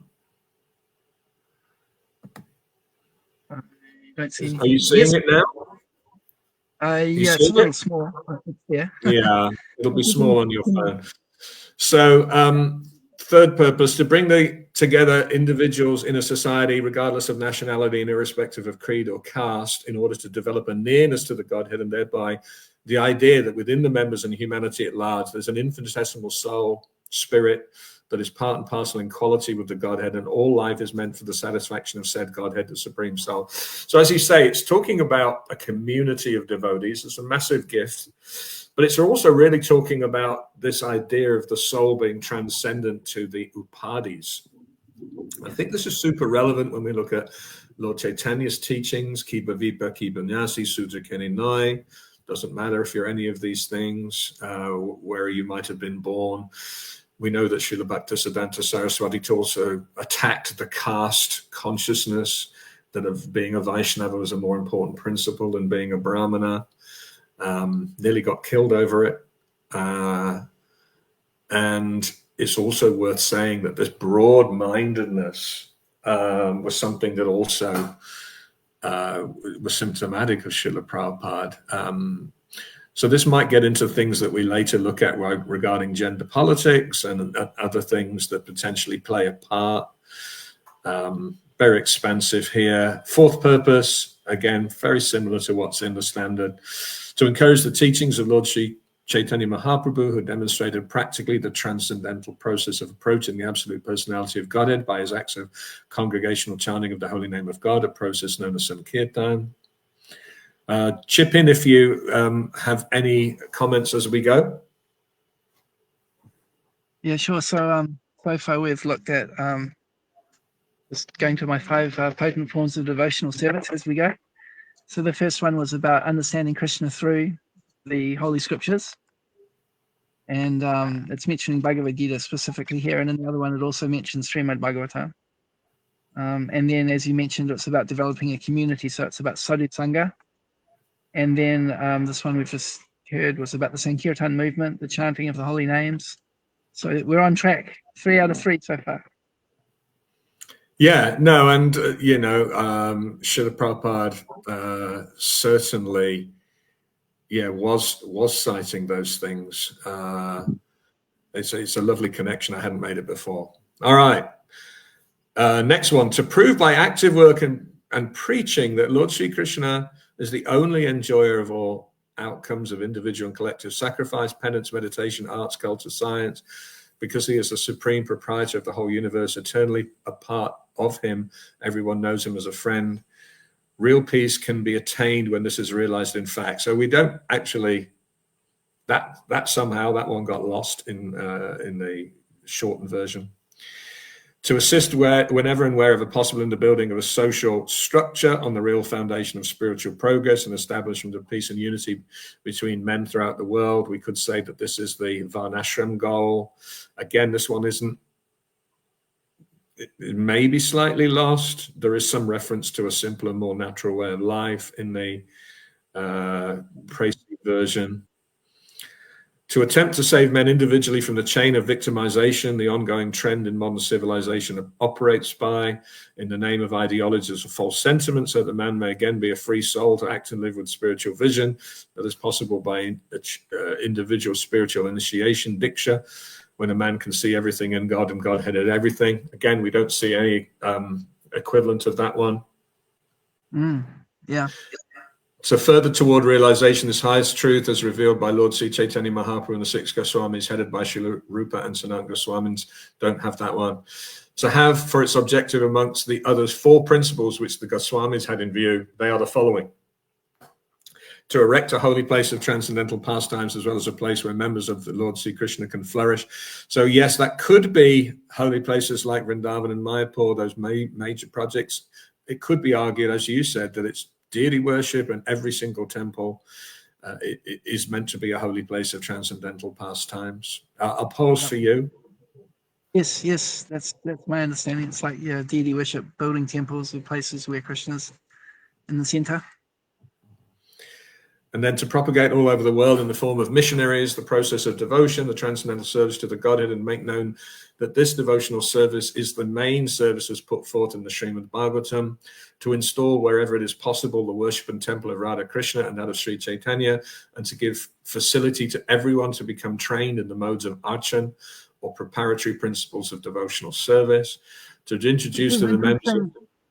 Go ahead. Sorry, I'll just pause here. Yeah, it's interesting because another framework of 5 things that I have tried to connect is something I heard it from S.B. Keshav Maharaj. Was talking about it when the Lord Chaitanya's instructions to Sanatana Goswami, I believe, where he enunciates 5 specific instructions.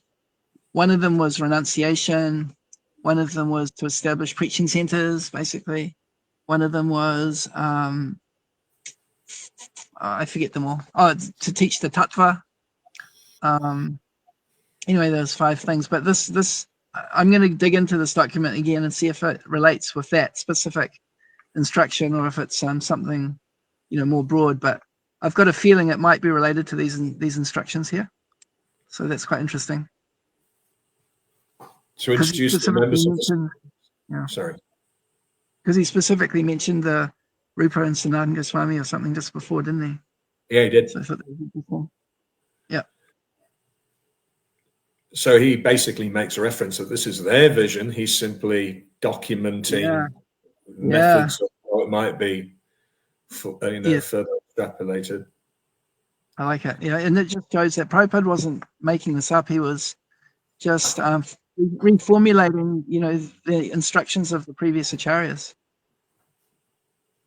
That's right. The Krishna consciousness movement is an eternal movement, and it may expand or contract at different points in time, but it is the embodiment of many great acharyas. That's not to diminish Srila Prabhupada as the founder of ISKCON, ISKCON being a vehicle, and a powerful vehicle. And here, let's get back to why did he even create a new institution? But I'd like to just quickly finish these off, and then we'll see if we can do justice to the movement under Srila Prabhupada's direct supervision, and then we'll bring end of part 1 to a close.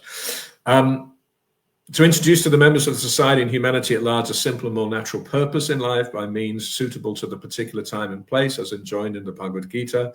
So we've got a version of that as the 6th purpose. To organize educational programs such as classes and lecture tours, and to institute services such as mailing for the benefit of the members of society and humanity at large. Arguably, we might, also be thinking of the internet, which wasn't available at that time, but as a platform, very similar.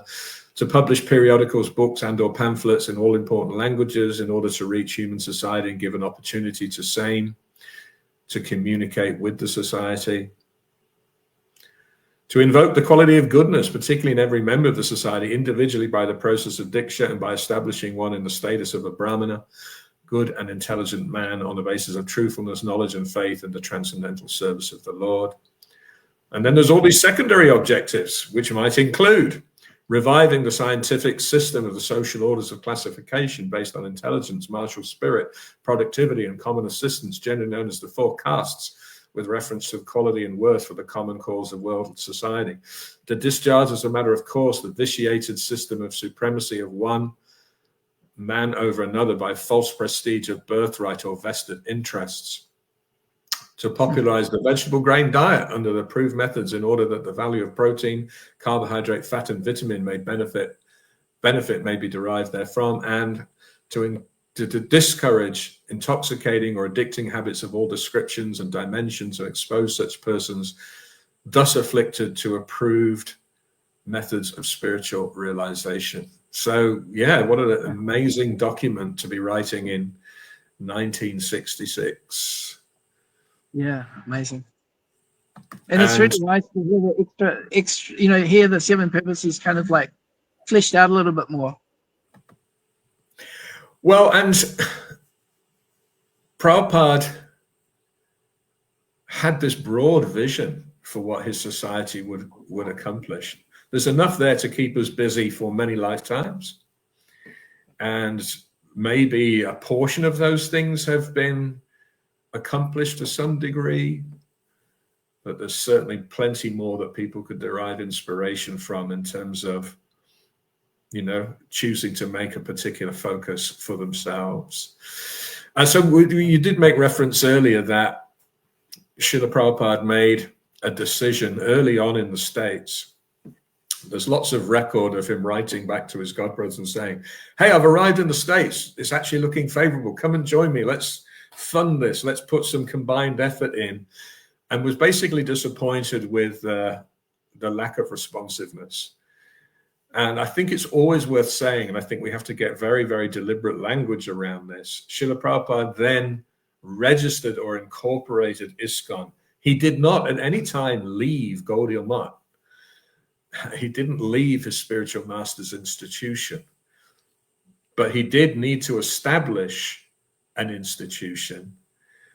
And his initial efforts to get one of the various branches of Chaitanya Math, Gaudiya Math, to incorporate with him just fell on deaf ears. So I think that's a really important consideration that we have very deliberate language and thinking around. Let's accelerate as best we can.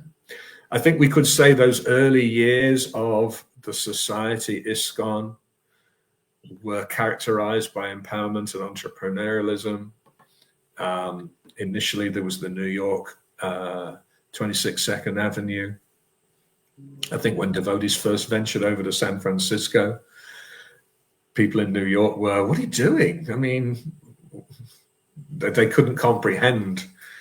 And even though Prabhupada's calling it the International Society for Krishna Consciousness, maybe a little bit like Priti Vityacha Yaga Nagradi Gram, they thought, oh yeah, this is some guru in cloud cuckoo land or something, imagining that things are going to become global.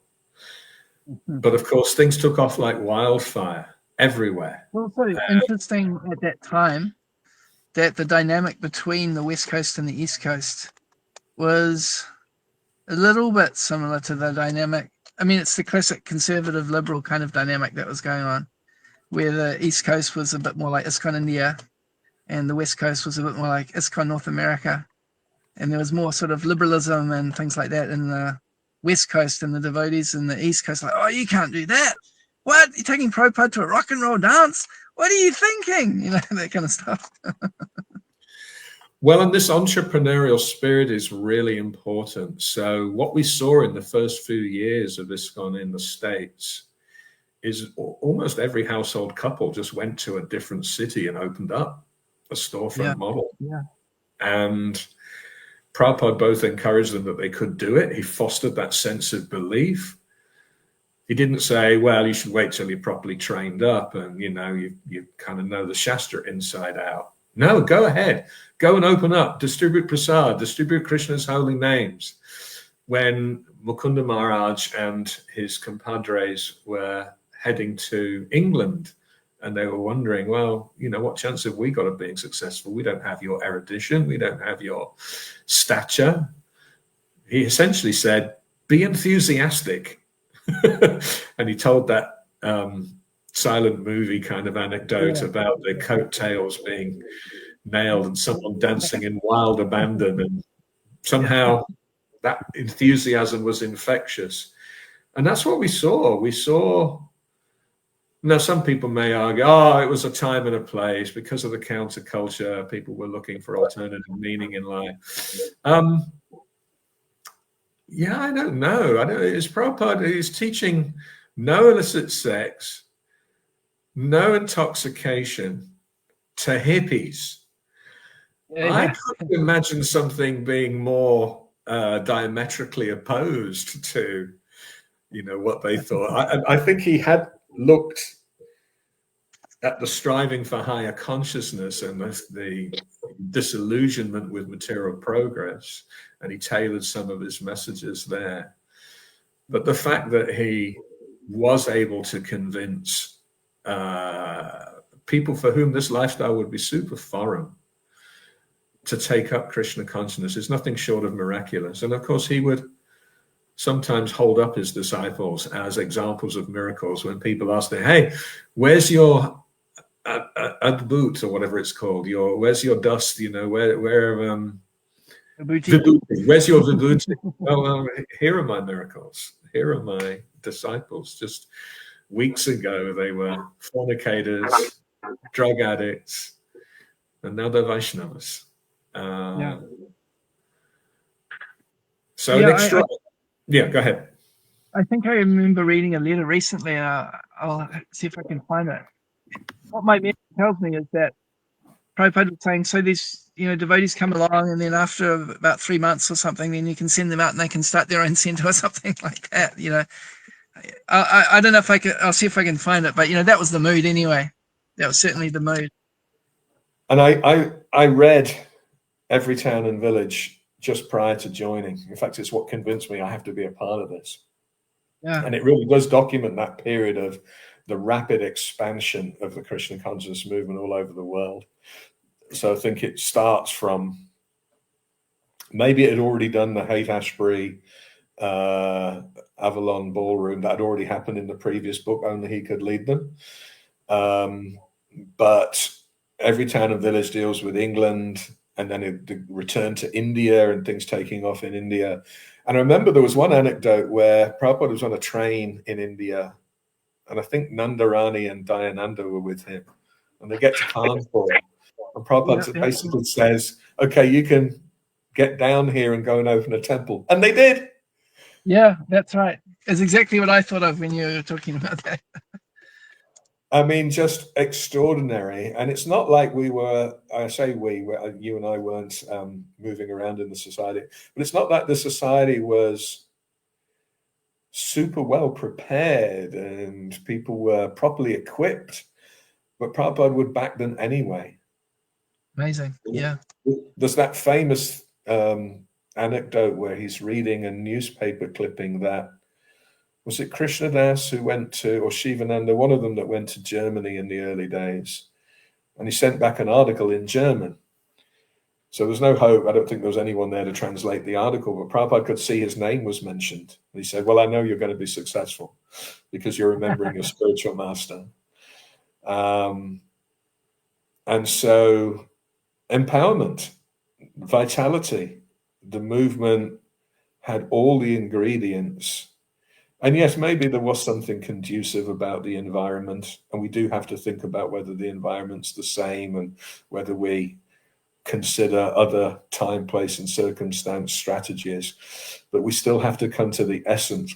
Faith in the order of the Guru is the secret ingredient. It's the fundamental secret sauce that spreads the movement.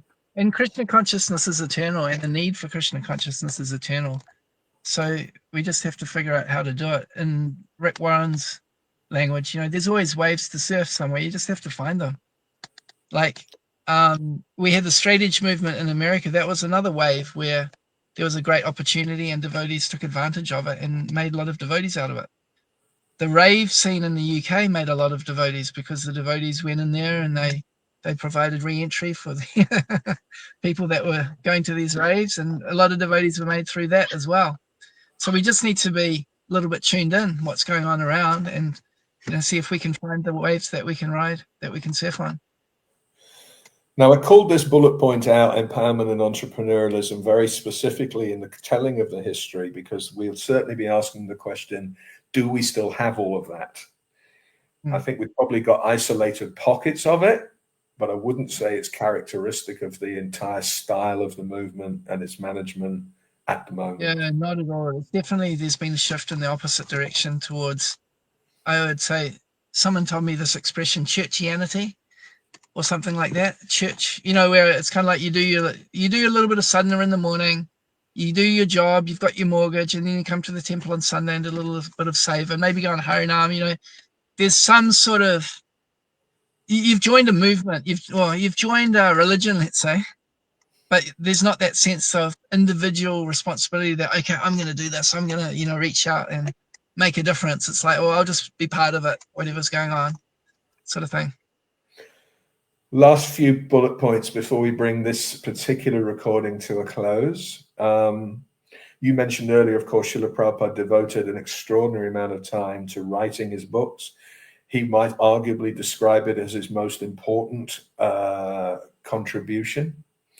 And it was to lay foundations to ensure that the Siddhanta was properly represented and understood in today's vernacular and accessible by people. And yes, it is deeply concerning. Several things, actually, that not more people are actually really reading the books, even though the provenance of the books is a favorite, topic for internet scraps. But also that there is question marks now in so many devotees' minds as, am I now reading Prabhupada's revealed truths, or am I reading what some editor thought was an improvement on what Prabhupada was saying?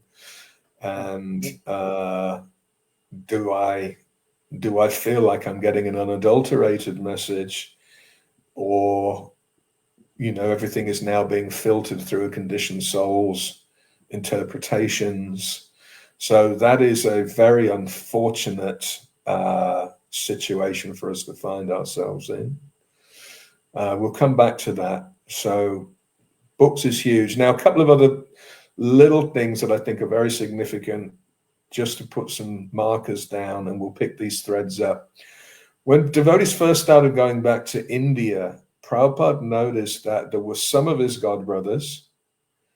It's very notable to say it wasn't all of his godbrothers, but there were some of his godbrothers who'd make a beeline for them and would undermine Prabhupada to his disciples. They would essentially say, look, he doesn't know all of the things that his books aren't covering everything that you need to know. I was a dear disciple to Srila Bhaktisiddhanta, whatever. They were essentially, maybe for prestige, trying to get those Western disciples as their own disciples, even reinitiating and other things like that. And Prabhupada was especially worried. There was the famous Prabhupada is God deviation that happened in the late 60s at New Vrindavan for sannyasi disciples, was spreading this kind of weird teaching. And Prabhupada essentially sort of temporarily excommunicated them and was very, very concerned about this, and almost gave up on the whole ISKCON project as a result of what he saw as worrying. And he attributed that to some poison that had crept in through godbrothers. And so what we saw is that Prabhupada essentially created a complete moratorium on all association with his godbrothers, and said some very strong things, like the word asara, useless, attributing the disobedience of those who hadn't followed the GBC directive to be essentially a severing of the connection with Parampara. I mean, it was very, very strong stuff. He talked about they can only do harm. And even though there might be statements he subsequently made that you could take some guidance from this one or that one, he even apologized for some of the heavy things that he'd said to his godbrothers. It's certainly worth saying that I can say these things, but you can't. He was very, and we know that even when he did apologize to his godbrothers, their response was, no, there is no offense. You said what you said for preaching purposes. And so even though maybe there were some strains and maybe they weren't happy to read some of those things, and certainly some of those statements got subsequently weaponized We should understand that Prabhupada introduced these safeguards because he was worried that the same thing would happen as happened in Gaudiya Math. Yeah.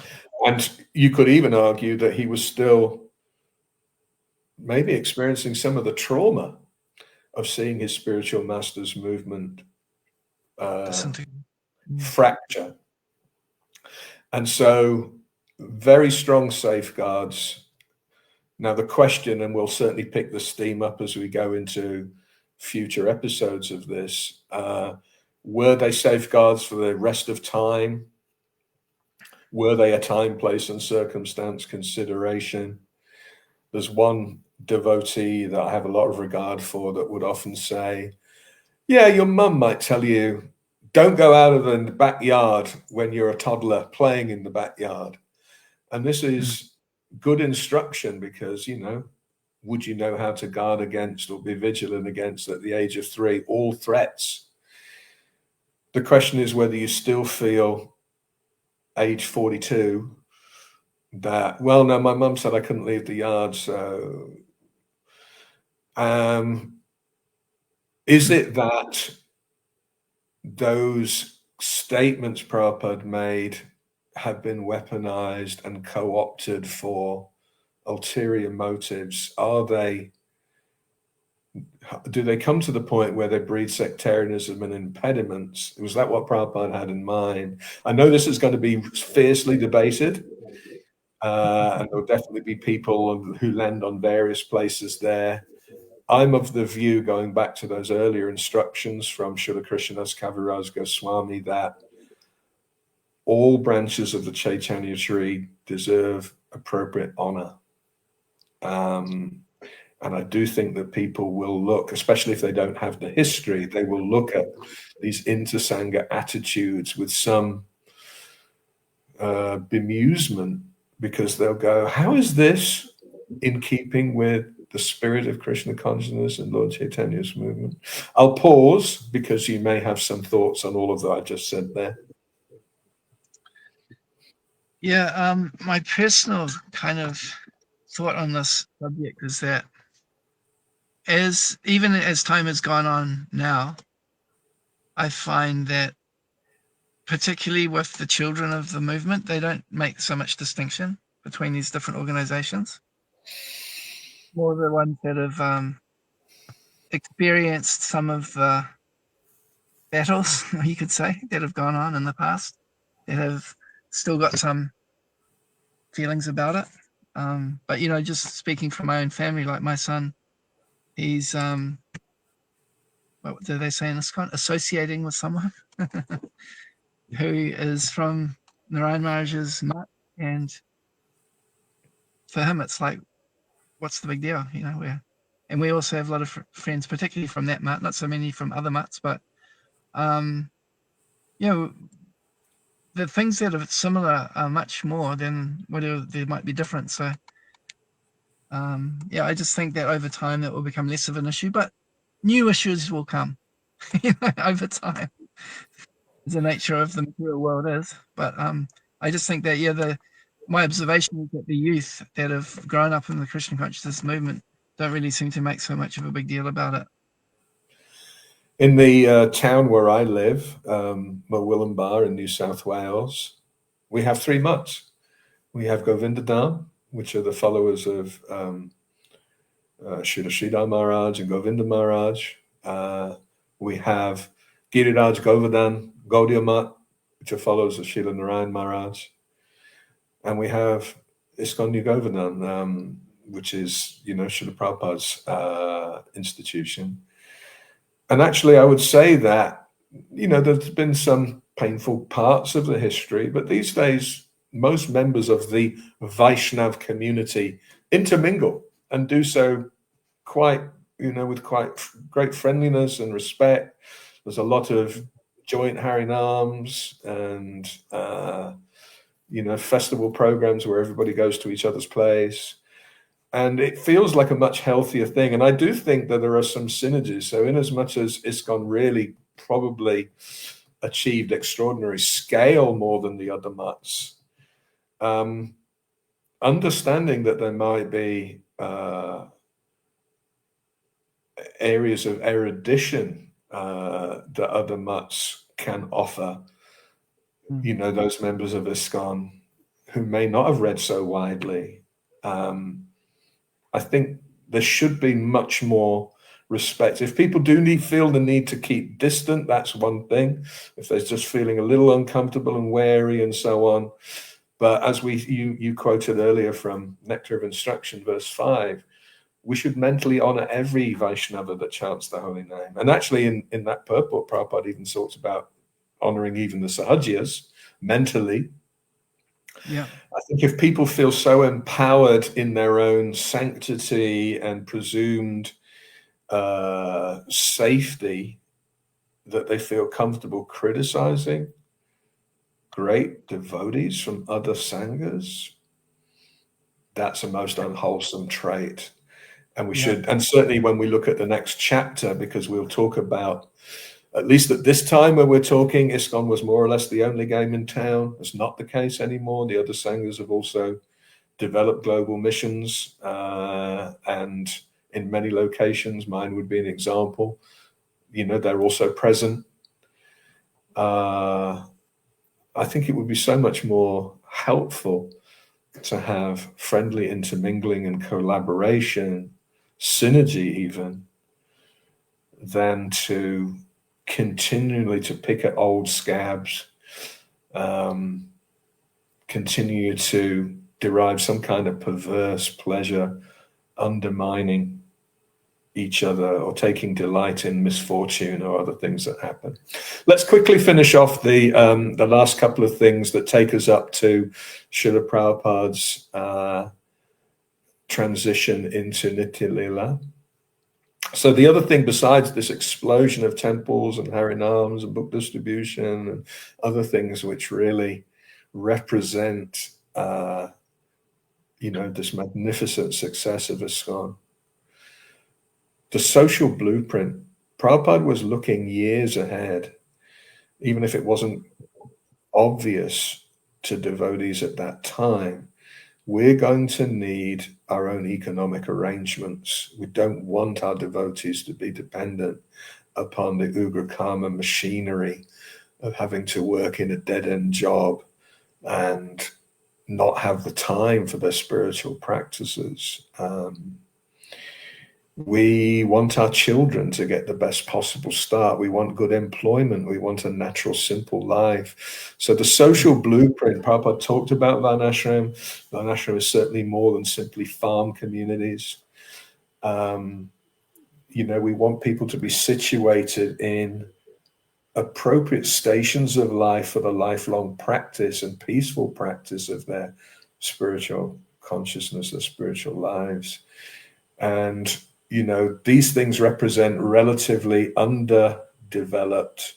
Certainly our first Gurukul experiments have been horrendous, and it's one of the most significant black marks on the movement's history that we lost a couple of generations of youth through heavy-handed, abusive and neglectful running of schools in those days. We've barely scratched Varnashram, but Prabhupada laid it all out. And then the final bullet point here, you know, as we might expect, whenever any great acharya leaves this world, there is confusion. And it's an interesting one. Was Prabhupada clear about the succession arrangements, or was it open to interpretation? We have an ongoing debate that's gone on for 48 years. What was exactly Prabhupada had in mind for transition and succession? Some people believe he was supposed to be the only guru for the rest of time. Some people believe, no, he gave these 11 people the nod and they were empowered. Some people thought, no, actually every disciple was meant to inherit that possibility. And I've just asked a question here. Is the movement, as was given this enormous shove by Prabhupada, is it still vital, or have we just got It's like we use the example sometimes of your karma doesn't stop the second you take up Krishna consciousness. The fan still moves, even if you've taken the electric current out. You know, is there an element that we're still enjoying the wake of Prabhupada's shove?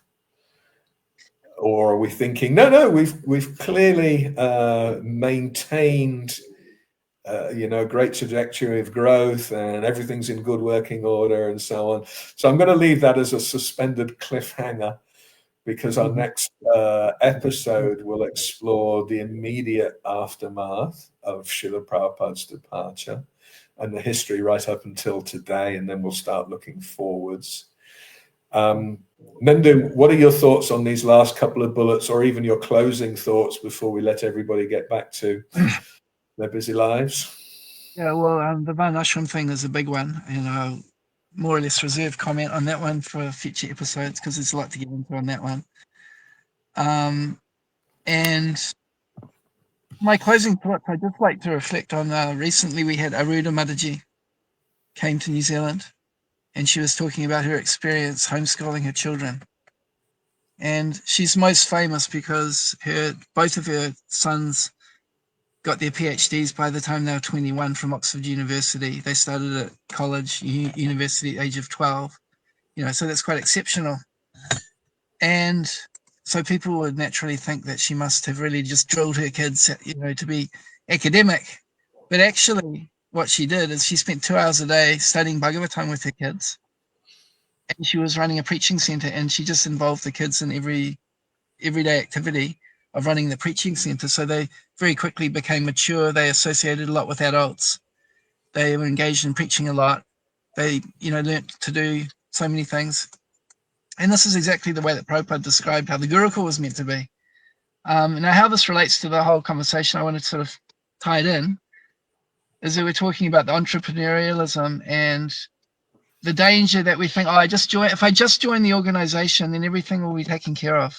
I'll put my kid in the Gurukul and my kid will become a pure devotee. I'll go home and smoke dope, and then they'll take me back to Godhead when they go back to Godhead, sort of thing, Exaggerating a little bit here. But the Gurukul is a perfect example where there was so much pressure on every parent to put their kid in the Gurukul. And even if the parents had some sort of doubt, they were like really shamed, and the pressure was intense. If they didn't put their kid in the Gurukul, they were like deviant, they were fallen, and so on. But the parents ultimately have the responsibility for their children's well-being. And I just thought that Aruda Mataji's example was a really great example, that she put them in Kami school, didn't work out. There was no Gurukul around, so she took the responsibility, focused on the most important thing, studying Prabhupada's books, and just went on with the mission. And the kids came along, and they became very competent kids just by engaging in so many rich activities. And so my point is that rather than just sort of thinking that I have to join an organization, the organization will do everything, let's take some responsibility to understand what the core principles are and make it happen, and not depend on others to make it happen for us. So that was just I guess it's focusing on the entrepreneurial aspect, but and maybe jumping a little bit ahead to some of the things that we can be doing that will help to help things to go ahead in a positive way. I thought she was a really great example. Yeah, no, that is a great example, and thank you for sharing that. And we certainly have a massive theme to look at in terms of what we do for our youth. If we don't recognize that our ability to inculcate Krishna consciousness in subsequent generations is one of our most important strategic issues, then we don't have a strategic, brain cell in our whole brain. So that's huge. And so we'll certainly have a look at that pattern. So let's press the pause button here. We've looked at the Krishna consciousness movement as an eternal movement. We've looked at how Lord Chaitanya set things in motion and how that was continued, how the movement is contracted at various times.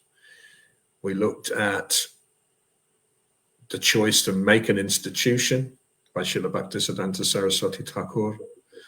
And we've looked at how Srila Prabhupada, his disciple, supercharged the spreading of Krishna consciousness.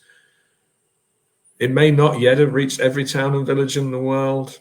That would be an interesting one, but it's certainly getting close. I often joke that I know Rath Yatras happen in places like Aberystwyth. What? Aberystwyth is some far west Wales. It's a relatively small place, and I'm sure people could come up with other, bizarre locations, unimaginable locations for Rath Yatras and so on. So it really is reaching everywhere. There's that famous story of the air hostess that took a morsel of Prabhupada's plate, and Shutakirti met her many years later in Manaus, which is in the middle of the jungle in Brazil, and she was practicing Krishna consciousness. Wow. Anyway, so this is a good place to leave it. The next chapter will instantly pick up with how did the movement fare in the immediate wake of Srila Prabhupada's departure right through to today.